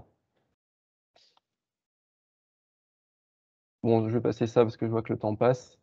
Peut-être un élément que je voudrais apporter ici pour réflexion plutôt, c'est que, en fait, face à cette situation-là, ça fait déjà pas mal en fait, d'années, 10, 20 ans, que des alternatives se mettent en place. Donc, ce qu'on appelle des alternatives, en fait, c'est des innovations sociales, des organisations économiques, mais à finalité sociale, qui se mettent en place soit par des citoyens, soit par des entrepreneurs qui ont une vision plutôt sociale de leur travail, et qui ont réussi à développer des choses comme les supermarchés coopératifs, les paniers bio, ou même avoir des labels comme le label bio, par exemple, parmi les grandes réussites.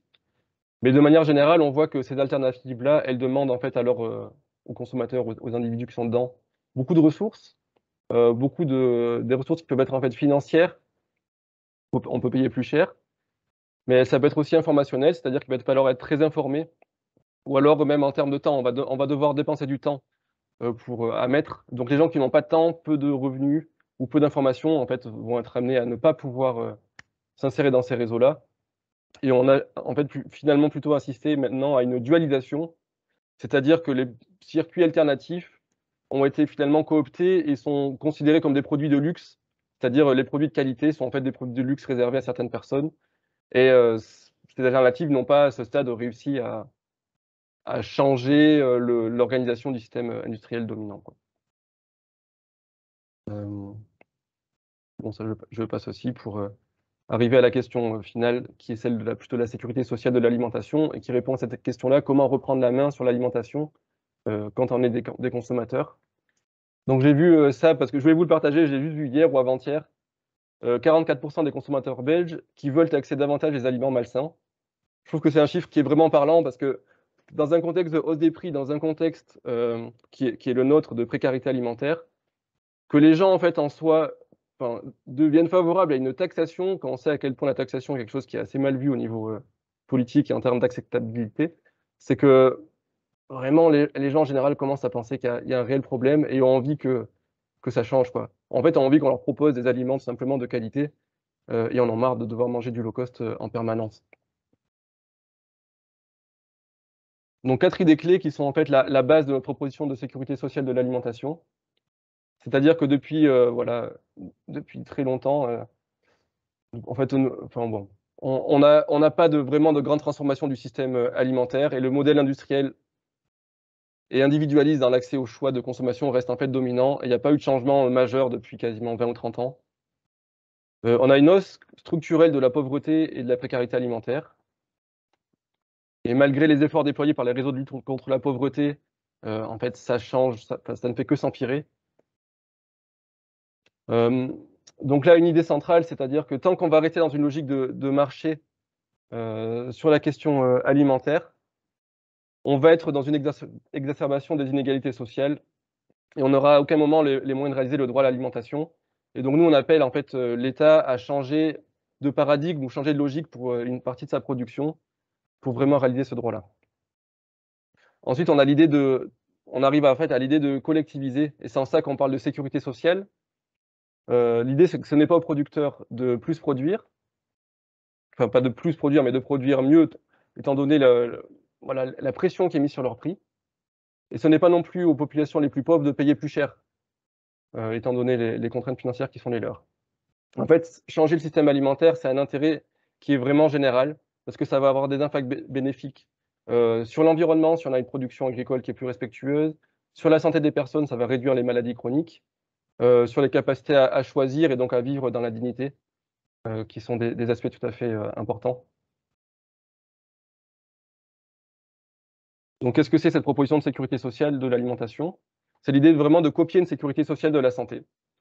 C'est de dire, il y a un droit à l'alimentation qui n'est pas respecté, on a besoin en fait de s'y attaquer tous ensemble.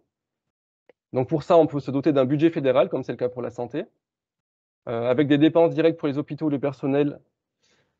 Voilà, la sécurité sociale, elle embauche des infirmiers, elle embauche des médecins, elle construit des hôpitaux, elle rembourse des médicaments qui sont conventionnés. Ça coûte, non, la santé, c'est 30 milliards d'euros.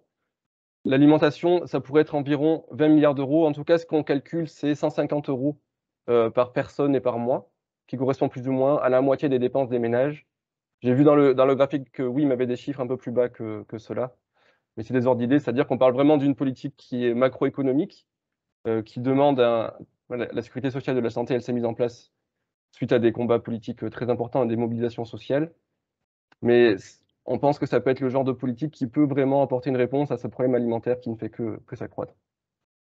Il y aurait deux grandes avancées. D'une part, en fait, on pourrait, avec l'argent qui serait cotisé, financer une transition au niveau de la production agricole.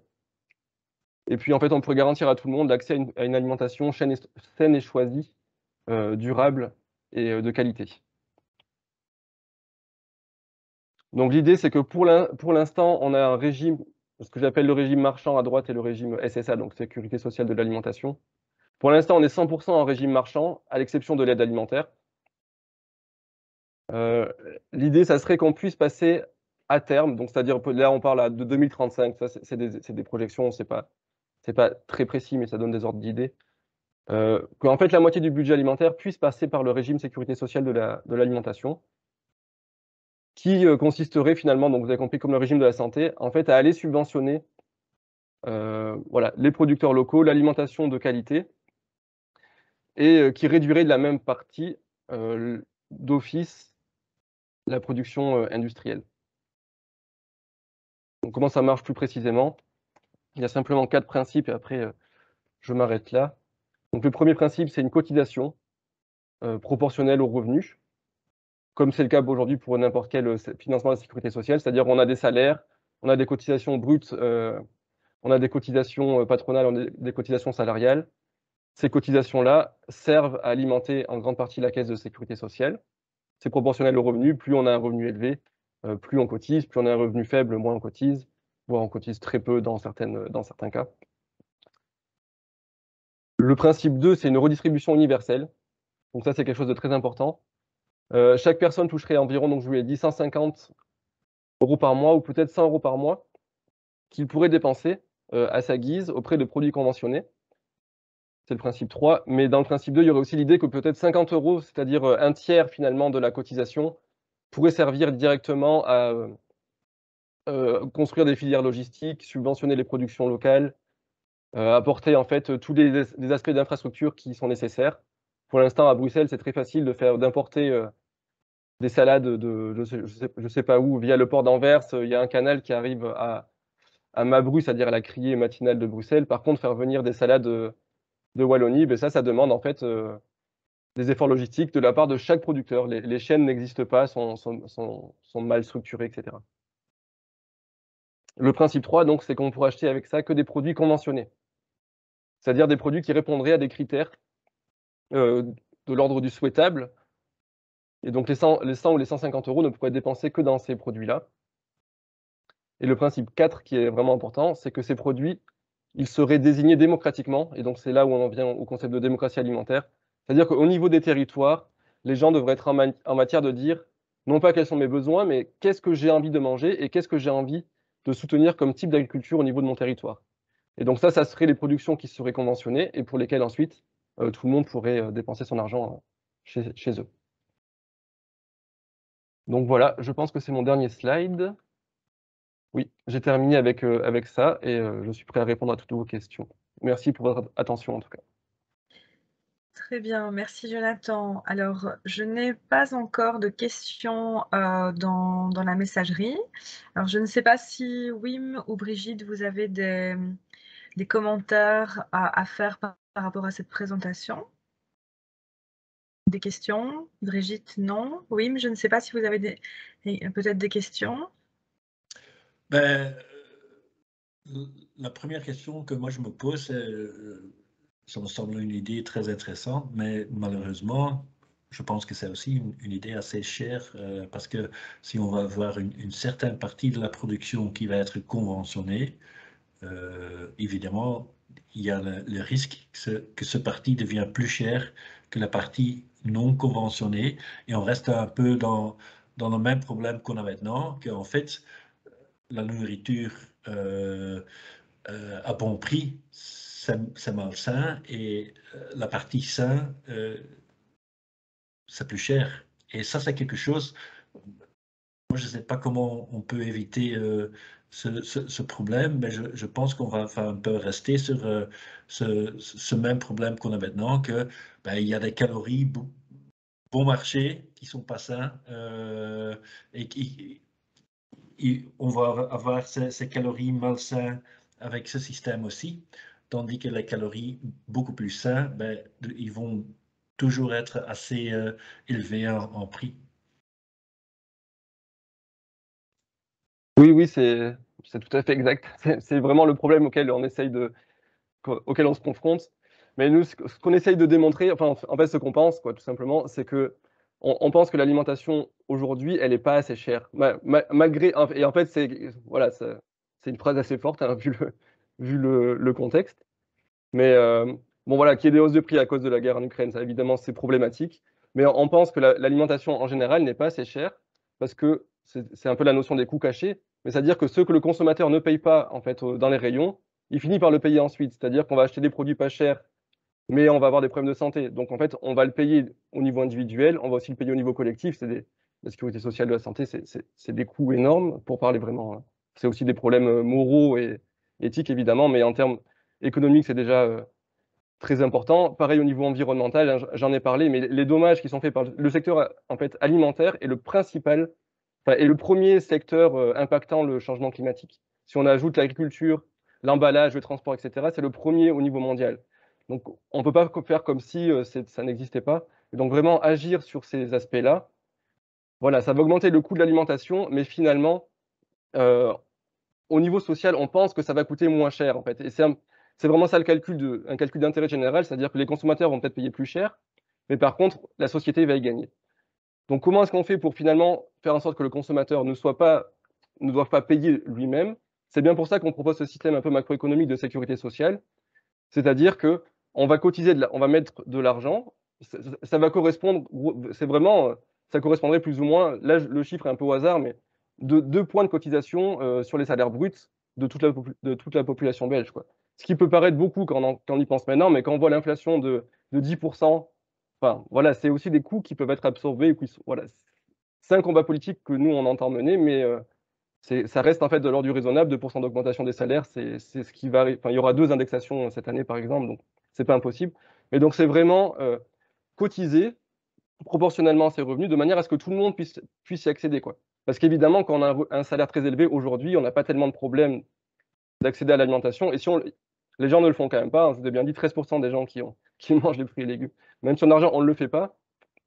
Mais en tout cas, ça va permettre à ceux qui n'ont pas les moyens de le faire. Et ça sera aussi un incitant pour les riches, en fait, enfin, voilà, les riches, ceux qui peuvent se le permettre, de le faire. Et en fait, les 150 €, c'est aussi une question qui revient souvent, hein, parce que c'est une contrainte qu'on assume, en fait. Mais c'est aussi, en fait, forcer tout le monde à dépenser son argent à cet endroit-là pour avoir des systèmes alimentaires, voilà, de meilleure qualité et que tout le monde puisse avoir accès à ça. Donc évidemment, ouais, ça va poser des questions de structuration qui sont vraiment très difficiles à modéliser maintenant, mais on avance progressivement sur les aspects techniques. D'accord, merci. Alors justement, par rapport à ce que tu viens de dire, une participante se posait la question si ce système de sécurité sociale alimentaire existait actuellement dans un autre pays européen ou peut-être a-t-on un modèle étranger qui permette de défendre cette idée en Belgique? Alors, un modèle mis en place pour l'instant, non. L'idée est très française et la plupart des gens qui développent ce champ de pensée est vraiment français. On voit en France, en fait, dans la mesure où c'est une idée qui est vraiment d'ampleur importante, on ne peut pas vraiment avoir des projets pilotes à un niveau national. C'est soit le pays le fait, soit il le fait pas. Donc ça, c'est un problème. Par contre, on a maintenant en France pas mal de villes qui sont en train d'y penser, sur des principes qui sont forcément un peu de qualité inférieure. On a par exemple à Montpellier, ils vont lancer une caisse sur la ville de Montpellier, mais ça ne pourrait être qu'une caisse volontaire. Donc les gens qui voudront y aller vont être amenés on m'a parlé de 120 €. Et donc tant qu'on reste sur un système volontaire, on est vraiment loin du système qui est proposé, puisque les gens qui participent sur base volontaire à ce genre de schéma sont toujours les gens qui ont du temps, qui connaissent ce genre de dispositif, qui en voient l'intérêt, qui ont l'argent à mettre 120 €, qui sont prêts à partager leurs 120 € avec des gens qui ont moins d'argent qu'eux. Donc forcément, on est sur des populations aisées. Et donc, en ça, non, ça n'existe pas dans sa version et on espère pouvoir y arriver en Belgique ou en France. Ils sont nombreux aussi à essayer d'y travailler. Mais oui, il y a des projets pilotes, mais d'une ampleur plus petite qui existent et sur lesquels on peut s'inspirer. Et voilà, n'hésitez pas à revenir vers moi aussi éventuellement après le séminaire parce qu'on est quand même assez nombreux à travailler sur ces questions-là. En fait, moi, c'est comme ça aussi que je connais bien Brigitte qui est ici, il y a des mutualités qui travaillent avec nous, des syndicats agricoles. Enfin, il y a quand même des acteurs importants qui sont dedans et qui réfléchissent avec nous. Merci. Alors une autre question d'une personne qui voulait savoir si l'identification des produits conventionnés suppose-t-il la mise en place d'un type de label? Alors, c'est une grande question. Mais bon, pour faire court, au-delà des détails, ça serait oui, en fait. Ça serait que les produits, en fait, devraient répondre à des critères de qualité. Donc, on choisirait les produits conventionnés seraient des critères qui auraient été sélectionnés sur base des produits qui auraient été sélectionnés sur base de critères, donc de durabilité, de localisation, de qualité nutritionnelle, par exemple. Donc forcément, il y aurait une identification claire des produits. Il y a un débat qui peut être aussi mis en place sur est-ce que c'est uniquement les produits ou est-ce que c'est les producteurs ou est-ce que c'est les magasins. Bon, je vous passe les détails du débat, mais ça reste en discussion, mais clairement, les produits seraient vraiment identifiés et les consommateurs devraient être en mesure de savoir, en tout cas, que ce produit-là est conventionné et que celui-là ne l'est pas, quoi. Merci. Alors, une autre personne qui déjà te remercie pour ton exposé et qui s'interroge au niveau de l'accessibilité sur une précision de la composition des assiettes pour parler de bien ou mal manger. Elle se demande s'il y a une dimension culturelle et éducationnelle sur des régimes sains et variés. Oui, donc merci pour la question. Donc ça, c'est aussi une tension qui est toujours là, entre d'une part, vouloir développer des systèmes alimentaires durables et donc normativement quand même clairs, et en même temps laisser le choix aux personnes, puisque se nourrir dans la dignité, c'est vraiment avoir le choix, et je l'ai dit dès le début aussi. Donc oui, il y a une dimension culturelle. Il faut vraiment que les gens puissent choisir. En même temps, ce qu'on va dire, c'est qu'on pense qu'en ce moment même, autant l'idéologie du choix est très forte, autant pour des publics précarisés, en fait, c'est un mythe. Les publics précarisés sont en fait captifs de l'alimentation industrielle low cost et n'ont pas le choix de s'en sortir. Donc souvent, on nous oppose ce débat du choix, mais nous, ce qu'on dit, c'est qu'en fait, la plupart des gens veulent bien manger. Et je vous ai parlé de 44% des gens qui veulent taxer la malbouffe, mais dans la même enquête, ils disent que 79% des gens cherchent des informations pour bien manger. Donc en fait, il y a quasiment la grande majorité des gens qui veulent bien manger. En fait, c'est pas vraiment une question de choix de dire vous avez le choix entre bien manger, mal manger, qu'est-ce que vous préférez? En fait, non. C'est plutôt qu'aujourd'hui, les gens veulent bien manger et ne peuvent pas, quoi. Oui.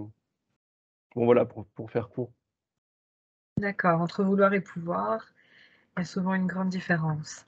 Alors, justement, cette même personne avait une question, je pense que c'est au niveau d'un de tes derniers slides quand tu parlais du principe 4. Elle a mis principe 4 et c'est ça.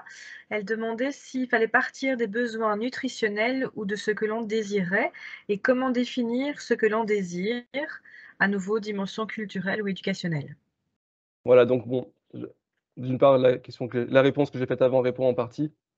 Mais l'idée, c'est vraiment de ce qu'on désire, c'est-à-dire que c'est la question de la demande. Pour les promoteurs de la sécurité sociale de l'alimentation, c'est partir de la demande, mais non pas telle qu'elle s'exprime dans le marché, mais c'est vraiment demander aux gens qu'est-ce que vous voulez que votre territoire produise et comment est-ce que vous voulez que ce territoire-là produise. Donc, il faut bien voir que, du coup, on en arrive à une notion de territoire qui est très... en fait, on va vraiment conventionner des produits et des producteurs et pas des régimes alimentaires en entier. Donc, si on est à Liège, on va avoir une production alimentaire qui sera plutôt élevage, fruits, parce qu'on est dans des montagnes, enfin, il y a des écosystèmes, tout ça joue. Si on est dans les Ardennes, on va aller privilégier de l'élevage de qualité. Si on est dans le Brabant wallon, on va aller privilégier des céréales. Donc, en fonction des types d'écosystèmes, on n'aura pas les mêmes productions. Par contre, on va pouvoir mettre à chaque fois des critères. Est-ce que la production est durable ou non? Est-ce que les producteurs sont correctement rémunérés, oui ou non, etc. Par contre, l'idée, c'est vraiment au niveau du territoire. Donc, on pense pour l'instant à des provinces, mais bon, voilà, c'est à préciser. Mais qu'au niveau de la province, des comités citoyens, là, je m'avance parce que tout ça, c'est encore en discussion également, mais en fait, il faudrait que tous les acteurs du système alimentaire, disons, qui sont concernés par l'alimentation, puissent être autour de la table et puissent avoir leur mot à dire sur le conventionnement, quoi. Et donc, j'insiste vraiment, on va conventionner des produits et pas des régimes alimentaires. Et à Liège, on va conventionner, mettons, si on est en pleine Ardennes, on va conventionner que de l'élevage de viande. C'est pas pour ça que les gens là-bas ne mangent que de la viande ou doivent manger que de la viande, mais n'empêche qu'ils sont capables d'identifier un élevage de viande souhaitable ou pas, quoi. D'accord. Merci. Et je suppose que ce serait pour toute la Belgique? Alors oui, vraiment, ça peut marcher qu'au niveau fédéral, cette notion de sécurité sociale, à cause des compétences et à cause de la volonté que tout le monde soit concerné. Par contre, ça n'empêche pas de travailler, et on travaille déjà, enfin, on essaye de dynamiser des organisations, voilà, je sais pas moi, les Gazap ou des supermarchés coopératifs, donc souvent des alternatives qui ont envie de s'avancer là-dessus, mais aussi des structures d'aide alimentaire qui auraient envie de diversifier, par exemple, leur panier. Voilà, où on travaille aussi avec des ceintures alimentaires, donc à niveau territorial un peu plus large. En attendant d'espérer avoir cette loi fédérale qu'on espère, qu'on attend. Très bien, merci. Ben, je pense avoir fait le tour des questions. Je te remercie, Jonathan, pour cette présentation. Donc, maintenant, je vais céder la main à Brigitte. Alors, après le tour de questions, enfin, après la présentation de Brigitte et son tour de questions, ben, voilà, si vous avez encore des questions au sujet des présentations de Wim et Jonathan, ben, je vous propose qu'on refasse un petit tour à ce moment-là. Voilà, mais Brigitte, je te laisse la parole. C'est à toi. Merci. Je ne sais pas dans quelle mesure les participants vont pouvoir manger ce soir après ce webinaire. Vous voyez ma présentation parce que moi, je ne vois plus personne. Oui, oui, on voit bien. D'accord. OK.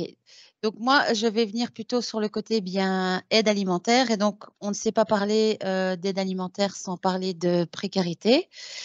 Et donc, comme Jonathan l'a dit, l'alimentation est un droit fondamental dans ce pays. Je n'ai pas remis la définition parce qu'il l'a mis dans son slide.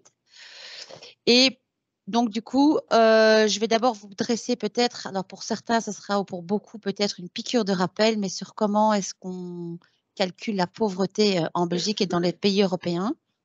C'est surtout 4 indicateurs qu'on utilise.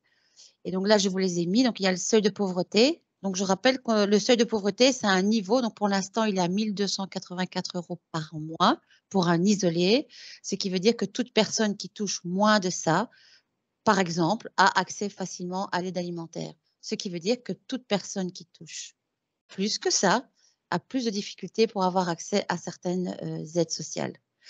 Et donc, ce seuil de pauvreté, c'est un seuil qui est calculé sur base des salaires, c'est-à-dire qu'on prend 50% des salaires les plus hauts, 50% des salaires les plus bas, donc on obtient un revenu médian, et de ce revenu médian, on prend 60%. Et donc, à l'heure actuelle, pour les revenus 2019, je ne dis pas de bêtises, vous voyez donc les chiffres sur mon slide. Et donc, par exemple, en région bruxelloise, c'est 33% de personnes, donc une personne sur 3. On frôle une personne sur presque 2 maintenant, vit dans cette situation. Et pour la région wallonne, nous sommes à 18% et on a un taux de 14% pour la Belgique. Le deuxième indicateur qu'on utilise, c'est ce qu'on appelle le taux de privation matérielle sévère. Alors, d'abord, je vous explique ce que c'est. C'est quand on n'est pas en mesure, vous voyez là, il y a 9 facteurs, 9 critères si vous voulez. Si on n'est pas en mesure, non pas par choix philosophique et éthique, mais pas en mesure financièrement de faire ou de payer 4 des 9 éléments qui sont sur cette liste, on est considéré dans ce qu'on appelle dans une situation privation matérielle sévère. Et donc, c'est ne pas payer à temps le loyer, enfin, vous le voyez, hein. Donc, si on ne sait pas faire 4 de ces 9 choses-là, on est considéré en taux de privation matérielle sévère. Et voilà, donc, de nouveau, c'est chaque fois Bruxelles qui va péter les plafonds au niveau des chiffres, hein, vous allez le voir. C'est une super région, Bruxelles, pour la précarité et la pauvreté. Voilà. Le troisième indicateur, c'est la faible intensité de travail dans les ménages. Donc, ce sont des ménages, et donc on ne compte pas le travail des étudiants, hein, qui ont travaillé moins d'un 5e temps de leur temps pendant l'année de référence. Et donc, on voit par exemple qu'on est à 16,4% en Wallonie, 20% en Bruxelles, de ménages qui ont très peu travaillé. Et donc, du coup, ça a évidemment un impact sur la précarité économique financière de ces ménages. Et le 4e indicateur, et pas des moindres, c'est ce qu'on appelle le taux de risque de pauvreté et d'exclusion sociale. Et ça, c'est le plus important. Donc, c'est le nombre de personnes qui sont en risque de pauvreté, qui sont en situation de privation matérielle sévère et ou qui vivent dans un ménage à très faible intensité de travail. Et donc, ça, c'est un des indicateurs qui est fortement utilisé aussi pour calculer la précarité économique et matérielle, entre guillemets, des personnes. Alors, ces indicateurs sont très discutables et discutés. On ne va pas faire le débat ici, mais par exemple, le simple fait que le seuil de pauvreté est calculé uniquement sur base des salaires pose beaucoup de questions dans les réseaux de lutte contre la pauvreté, puisque ça ne prend pas en compte le coût de la vie, du logement, de l'énergie, etc. Et donc, il y a des discussions, des débats autour aussi de ces indicateurs, qui, je rappelle, sont des indicateurs européens.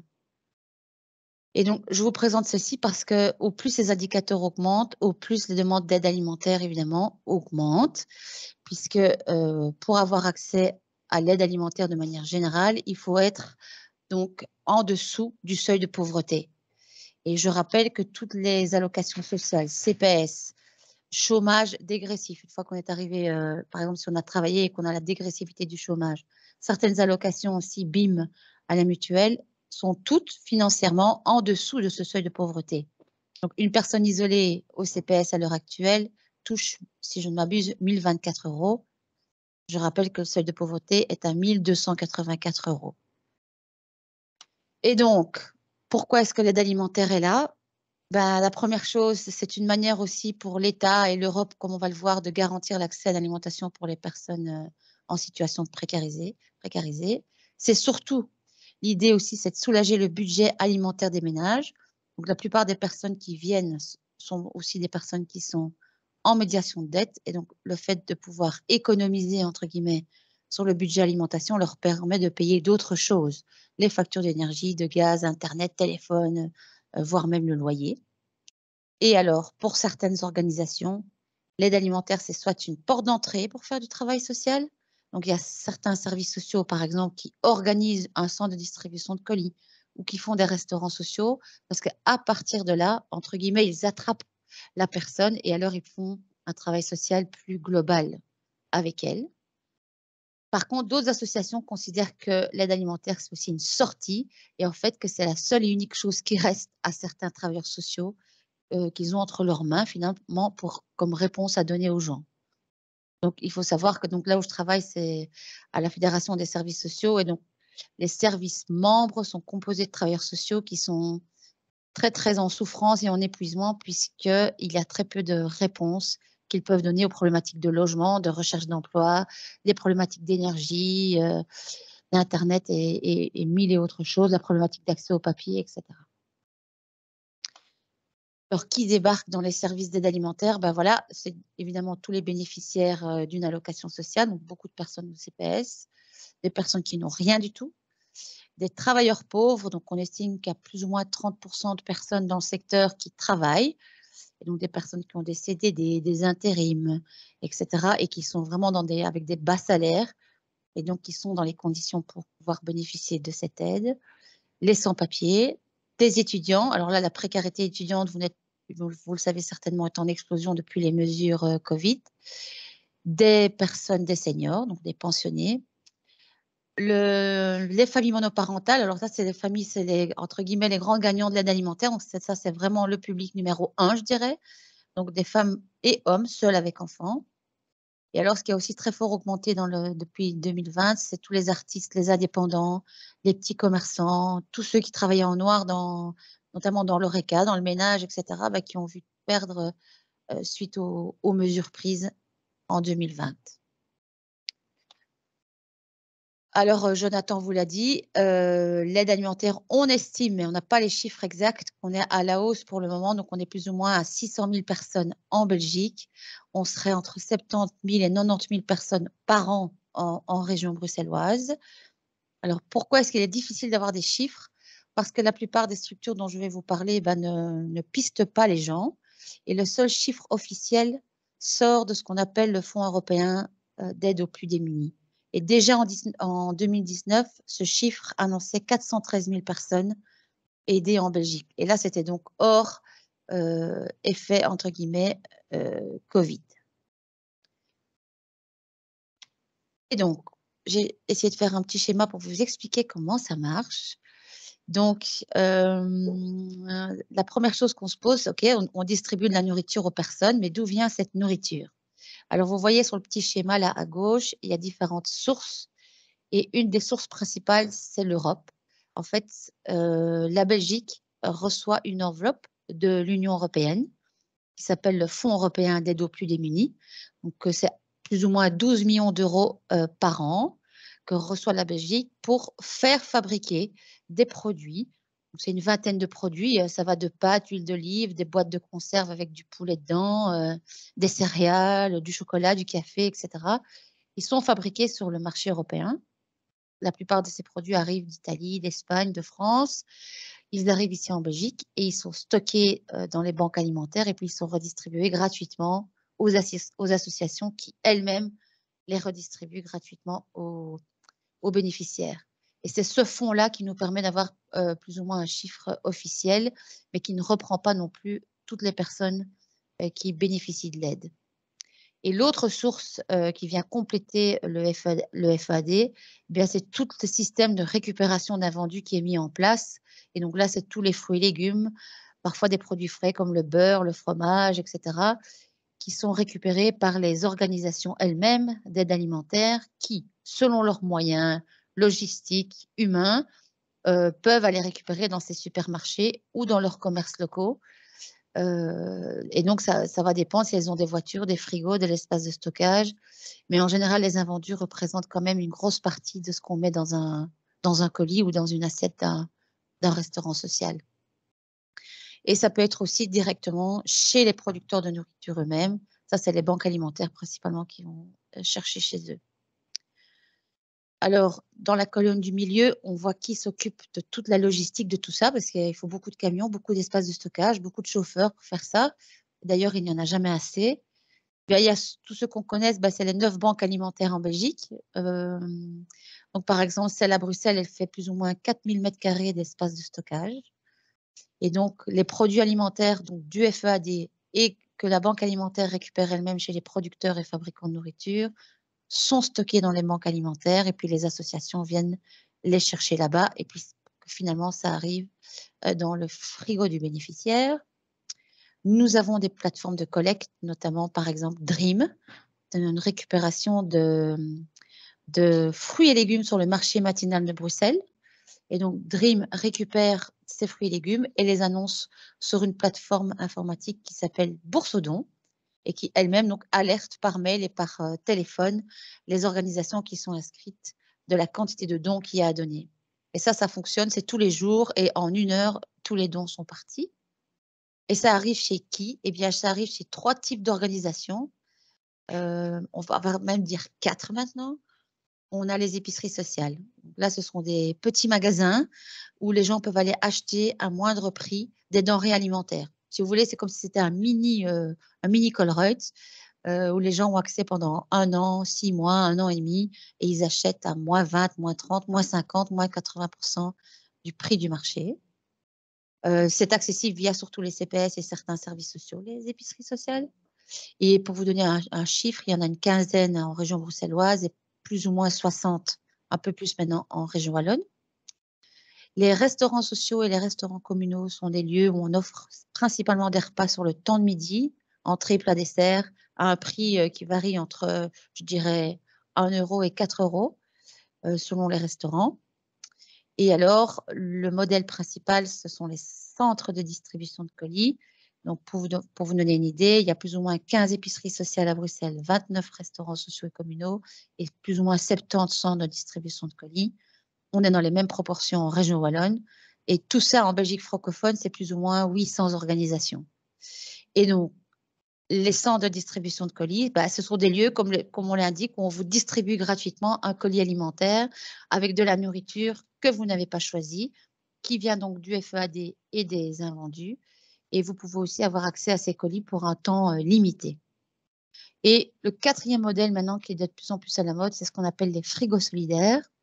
Donc là, c'est des frigos qui sont normalement mis dans la rue, des frigos ou des congélateurs, et où on peut aller se servir normalement sans condition d'accès, ou très peu en tout cas. Et ces frigos sont remplis à la fois par des particuliers et à la fois aussi par les invendus des grandes distributions. Et à cela, il faut y rajouter toutes les maraudes pour les sans-abri, les bars à soupe organisés par la Croix-Rouge, toutes les initiatives citoyennes qu'on connaît moins, mais qui sont là, toutes les aides qui se font aussi via les mosquées. Donc, c'est pas mal de monde qui organise cette aide alimentaire, entre guillemets, et qui arrive donc à ces plus ou moins 600 000 personnes. Quel que soit le système que vous voyez là, il n'y a pas un financement officiel de l'aide alimentaire, donc il n'y a pas un ministre de l'aide alimentaire, ni même un ministre de l'alimentation chez nous. Le financement officiel, c'est le Fonds européen d'aide aux plus démunis. Tout le reste est porté par du volontariat, par des appels à projets, par des financements d'1 an ou 2, et surtout par la débrouillardise de pas mal d'organisations et d'associations. Pour vous donner un exemple, par exemple, la Croix-Rouge, qui a quand même une 30aine d'épiceries sociales en région wallonne, tout est porté par du volontariat, par exemple. Et les épiceries sociales sont principalement aussi portées par les CPS. Donc là, c'est des pouvoirs publics plutôt locaux. Alors, évidemment, on n'est pas content que ça fonctionne comme ça, puisque nous, ce qu'on voudrait à la concertation, c'est de faire en sorte que tout le monde puisse avoir accès à de la nourriture de qualité sans passer par tous ces circuits. Et donc, voilà comment on essaye de travailler chez nous. Donc, à la fois, on soutient tous les acteurs de l'aide alimentaire dans ce qu'ils font. Donc, on essaye d'améliorer, par exemple, la qualité de l'accueil dans les structures, la qualité de la nourriture, en diversifiant les sources d'approvisionnement. On essaye de renforcer tant bien que mal les équipes. Ça, c'est on va dire la casquette mauve là que vous voyez. Donc, c'est soutenir le secteur tel qu'il existe, en étant attentif aux 5 dimensions du bien-être qui sont là. Je ne vais peut-être pas les développer tout de suite, mais on pourra en reparler si nécessaire. Et alors, l'autre partie de la casquette avec laquelle on travaille, et c'est en ce sens-là qu'on travaille avec FIAN, c'est tout ce qui est de dénoncer ce système de l'aide alimentaire au niveau macro, je dirais, et de renforcer l'accès au droit à l'alimentation. Et en fonction de là où on se situe sur la casquette, on va avoir des actions très différentes. Par exemple, les pistes qu'on voudrait explorer sur la casquette mauve, soutenir l'aide alimentaire avec ce qui existe. Nous, ce qu'on voudrait travailler, c'est de plus en plus d'assouplir les critères d'accès. Donc, il faut savoir que pour avoir accès à une aide alimentaire, il faut passer par une enquête sociale, donc soit via un CPS, soit via un service social, soit via une assistante sociale qui est en interne de l'association. Quoi qu'il en soit, il y a une enquête sociale qui n'est pas facile pour les personnes. Donc, on a fait pas mal de recherches et de rencontres avec le public cible de ces structures et ce n'est pas évident de passer par ces critères d'accès. Or, on sait qu'il y a des exemples de projets qui font sans. Ce qu'on voudrait aussi, c'est que, c'est qu'on implique de plus en plus le public cible dans les prises de décision. Et par exemple, au CPS des Bonvillers, ils ont restructuré toute leur épicerie sociale sur base de ce que les personnes en pensaient. Au départ, c'était un projet qui ne marchait pas très, très bien. Ils ont fait appel à nous et on a réfléchi avec eux sur comment restructurer, renforcer, améliorer leur épicerie sociale. Et la première chose qu'on a faite, c'est de demander l'avis aux personnes concernées. Et suite à ça, il y a eu un énorme changement dans l'épicerie. Il y a des liens avec les producteurs locaux pour l'approvisionnement. les bénéficiaires font partie de la décision des produits, du prix, de comment ça s'organise, etc. Et alors aussi, les bénéficiaires organisent et participent des activités communautaires, genre café papote, atelier coiffure, etc. Et ça a complètement redynamisé le projet, aussi bien du côté des travailleurs du CPS que du côté du public concerné. Et alors, ce qu'on essaie de travailler, c'est l'amélioration de l'approvisionnement, encore et encore et encore, notamment par des projets type des projets VRAC. Donc, par exemple, ce serait initier des groupements d'achat, par exemple, dans les logements sociaux, avec des familles, pour qu'elles puissent acheter ensemble des produits VRAC, donc des lentilles, du riz, des pâtes, etc., chez des producteurs locaux avec un prix défiant toute concurrence. Ce projet existe en France et va être lancé à Bruxelles avec 2 projets pilotes d'ici 1 mois ou 2. Je vous ai mis un petit lien de présentation dans le slide. Et un autre projet qui a été aussi fait en France et qu'on voudrait tester, c'est de faire un lien entre des producteurs locaux qui produiraient à un prix défiant toute concurrence pour des épiceries sociales et ou des restaurants sociaux. Et évidemment, tout ça devra se faire avec du financement des politiques publiques, bien sûr. Et alors, une des choses aussi qu'on explore et qu'on a défendu surtout pendant la crise Covid, c'est la mise à disposition de chèques alimentaires pour les personnes, étant le moyen le plus simple, le plus rapide pour désengorger les fils et pour donner à manger aux personnes pour qu'elles puissent aussi choisir et s'éviter des files à rallonge et tout ce qui se passe sans sentiment de honte, d'atteinte à la dignité, etc., qui sont souvent vécus dans le secteur. Et alors, si on va sur la casquette plutôt droit à l'alimentation, ben là, je vous ai mis le slide, et c'est là-dessus qu'entre autres, on travaille sur la sécurité sociale de l'alimentation, mais pas que. On voudrait bien réfléchir, tiens, si on mettait l'alimentation comme bien commun, comme bien public, ça ferait quoi comme modèle de société? Pourquoi pas non plus proposer des cantines scolaires gratuites et de qualité pour tous les enfants? Et alors aussi, justement, pourquoi pas aussi permettre des subventions publiques pour soutenir la vente de produits de qualité, à la fois dans les épiceries sociales, les restaurants communaux. Donc, c'est un peu le projet unitaire dont je vous parlais tout à l'heure. En tout cas, l'idée, c'est vraiment de faire en sorte qu'il y ait une réelle politique alimentaire qui garantisse ce qu'on appelle la sécurité alimentaire ou le droit à l'alimentation pour tout un chacun, et encore plus pour les ménages en précarité. Voilà, j'espère que je n'ai pas été trop vite. Je crois que j'ai fini. Merci Brigitte, c'était très clair, je te remercie. Alors, nous avons déjà une question, il y a déjà une précision, une personne qui précisait le RIS isolé qui avait été changé depuis le 1er mai. Donc, il est de 1115,67 € pour une personne isolée et 1507,77 € pour le chef de ménage. On va se rapprocher bientôt du seuil de pauvreté, hein? Mais c'est toujours en deçà du seuil de pauvreté. Voilà. Alors, une autre personne qui demande s'il existe une liste répartie par région pour orienter les personnes dans le besoin au niveau des épiceries sociales, etc. Ou faut-il toujours passer par les CPAS? Alors, nous, on a sur notre site internet, on a un répertoire de l'aide alimentaire. D'ailleurs, on est en train de le peaufiner, de le rendre encore plus sympa et sexy. Donc, il sera encore, d'ici quelques semaines, il sera encore plus joli. Et donc, dans ce répertoire, on a à la fois pour Bruxelles et la région Wallonne. On essaye de mettre avec les informations qu'on a des mises à jour régulières, mais ce n'est pas toujours évident, sur les conditions d'accès, les horaires, etc. Donc, je vous invite à aller sur notre site, qui est le www.fdss.be. Je peux le mettre dans le... Je vais te le demander, c'est gentil. Et donc, il y a un onglet aide alimentaire. Et j'invite vraiment les personnes, en tout cas les travailleurs ou les personnes qui sont face aux personnes qui sont en demande, de prendre leur téléphone et d'appeler les associations avant d'orienter les gens. Parce que souvent, soit l'association a fermé, soit l'horaire n'est plus bon, soit la personne n'est pas dans les conditions. Enfin, c'est toujours galère. Et que s'il y a une urgence, de dire qu'il y a une urgence, et comme ça qu'on donne au moins un colis d'urgence avant de demander les papiers. Alors, je précise qu'à Bruxelles, la saturation des organisations est très, très présente. Et donc, c'est pas toujours évident d'avoir accès aux colis alimentaires. Il y a des délais d'attente de 2 à 3 semaines. Donc, on peut avoir faim pendant très longtemps pour le moment. Et le soir et les week-ends aussi, d'ailleurs.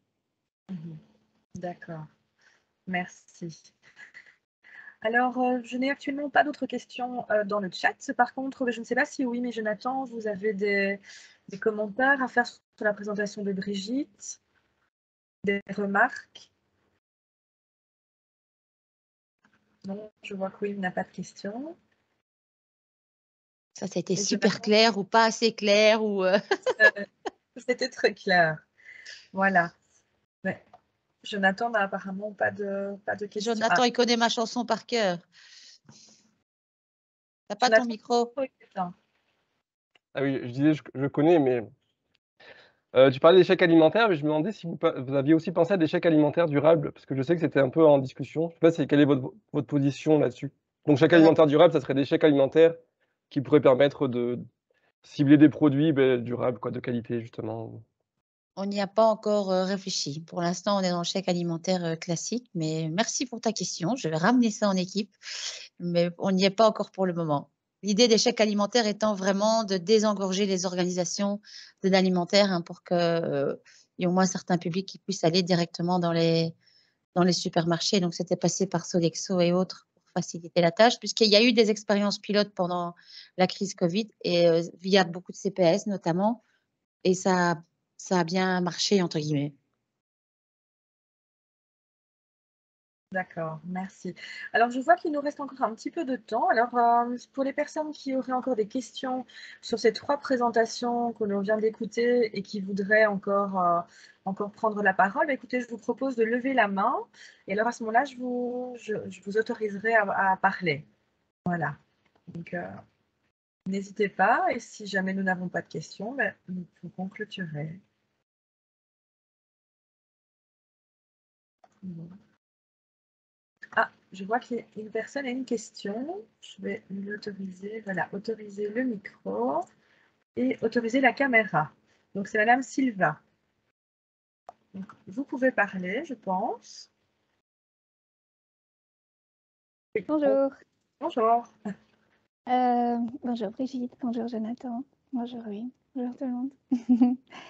J'ai une question parce qu'effectivement, toutes ces idées, tous ces nouveaux projets ont l'air super chouettes. Mais je me questionnais un petit peu au niveau de la région. Je veux dire, je sais que c'est plus au niveau fédéral que, en tout cas, les propositions sont sur la table parce qu'évidemment, c'est plus au niveau de tout le pays qu'il y aurait moyen de faire des projets dans ce sens-là. Mais je me posais un peu la question au niveau de la région. C'est vrai que je ne connais pas très bien le volet producteur existant sur notre région et les échanges qui pourraient déjà avoir lieu par rapport à ça. Et donc, ma question était un peu au niveau région Bruxelles-Capitale. Est-ce qu'il y aurait des initiatives que ça serait possible de développer? Je veux dire, comment on peut faire mieux, en fait, pour que finalement cette alimentation de qualité puisse arriver dans l'assiette de façon accessible? Si bien, allez, j'ai vu qu'il y a beaucoup de travail en promotion de la santé, en tout cas à faire aussi, sur la sensibilisation sur tous les aliments. Donc, je pense que là, il faudrait qu'on mette le paquet. Et je pense que c'est prévu dans le plan promo santé. On a beaucoup échangé pour être en cohérence avec les actions aussi du plan social santé intégré. Mais donc, oui, ma question est plus par rapport à cette lignée de production. Comment on pourrait faire mieux au niveau de la région et si c'est possible ou si on dépend effectivement plus de la région wallonne et la région flamande pour pouvoir y arriver parce que tout seul, c'est pas possible. C'est plutôt ça ma question. Valentina, tu l'adresses à qui? À Jonathan, bien sûr. Bah, je pense qu'à Jonathan et à Wim, peut-être aussi. Et je ne sais pas si tout le monde te connaît. Je suis une participante. Ici, je suis une participante. Où je peux me présenter. Donc, je Non, c'est m'appelle bon. Super, merci. Si tu veux, je peux donner mon avis, mais c'est quand même une grande question. Il y a quand même la stratégie Good Food hein, qui est au cœur de ce dispositif. C'est vrai que moi, en tant que... Enfin bon, pour faire court, mais du coup, je suis représenté indirectement, mais pour avoir participé aux négociations de la stratégie Good Food, On a quand même essayé de faire des ponts. Il y a plusieurs ponts qui sont peut-être envisagés, mais qui recoupent ce qu'on a déjà dit maintenant, mais enfin qui pourraient être envisagés. C'est-à-dire que pour l'instant, l'état de la stratégie, c'est plutôt de financer des projets pilotes sans forcément donner les contours. Mais petite victoire pour nous, il y a le terme sécurité sociale de l'alimentation qui est dedans. Donc nous, on est en train de travailler à des modélisations pour les villes en ceinture alimentaire, justement sur le modèle de Montpellier ou de Lyon. Et là, la plupart du temps, ils se basent sur des monnaies locales en fait, ça évacue un petit peu la question du conventionnement et ça va sur du local, quoi, du coup, parce qu'on peut être local et pas forcément de grande qualité non plus, ça dépend. Mais donc, voilà, de donner de l'aide alimentaire, enfin de l'aide sociale avec de la monnaie locale, d'essayer de distribuer de la monnaie locale à plusieurs personnes pour que, enfin, à tout le monde éventuellement même, pour orienter la demande. Ça, c'est des pistes. Les autres pistes, ça peut être aussi. En fait, je pense qu'il y a un problème un peu administratif, de réussir à créer des ponts administratifs, institutionnels entre l'aide alimentaire et les aspects productifs, c'est vraiment important. J'ai pas envie de répéter tout ce qu'il y a dans la stratégie Good Food, qui est quand même assez clair, hein, mais on est clairement bloqué par ces politiques régionales et donc c'est une chose de soutenir des producteurs bruxellois. Si on fait ça, il y a 200 hectares, donc on va nulle part, quoi. Enfin, je veux dire, il faut le faire, hein, mais ça va pas suffire. Donc il faut forcément, pour moi, aller chercher des produits à l'extérieur dans les autres régions, d'une manière ou d'une autre. Et voilà, des labels, des politiques publiques, c'est... Bon, j'aide pas beaucoup, mais j'essaye. Merci.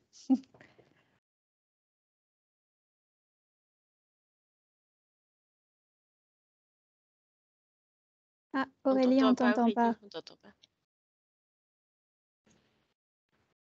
J'avais éteint mon micro, excusez-moi.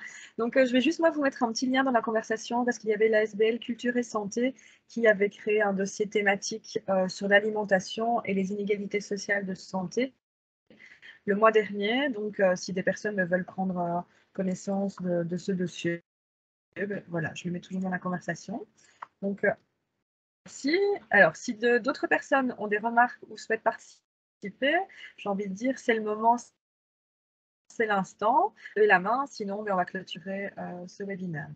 Donc, je vois qu'il n'y a rien. Alors, au nom de l'Observatoire, eh bien, Brigitte, Jonathan et Wim, je vous remercie pour ces présentations très riches en informations. Voilà, je vois que des commentaires de remerciements arrivent dans la conversation au niveau de l'intérêt et de la richesse de vos présentations. Un tout grand merci. Alors, je vous donne rendez-vous également dans 2 semaines, je pense que c'est un lundi, oui, le 23 mai à 13h30 pour notre dernier webinaire programmé durant ce semestre qui sera plutôt consacré au prix de l'eau. Voilà. Donc, pour rappel, les présentations seront disponibles sur le site internet et dans vos espaces personnels. Et la vidéo sera disponible dès demain sur notre chaîne YouTube également. Voilà, je vous souhaite une bonne après-midi à tous. Au revoir. Et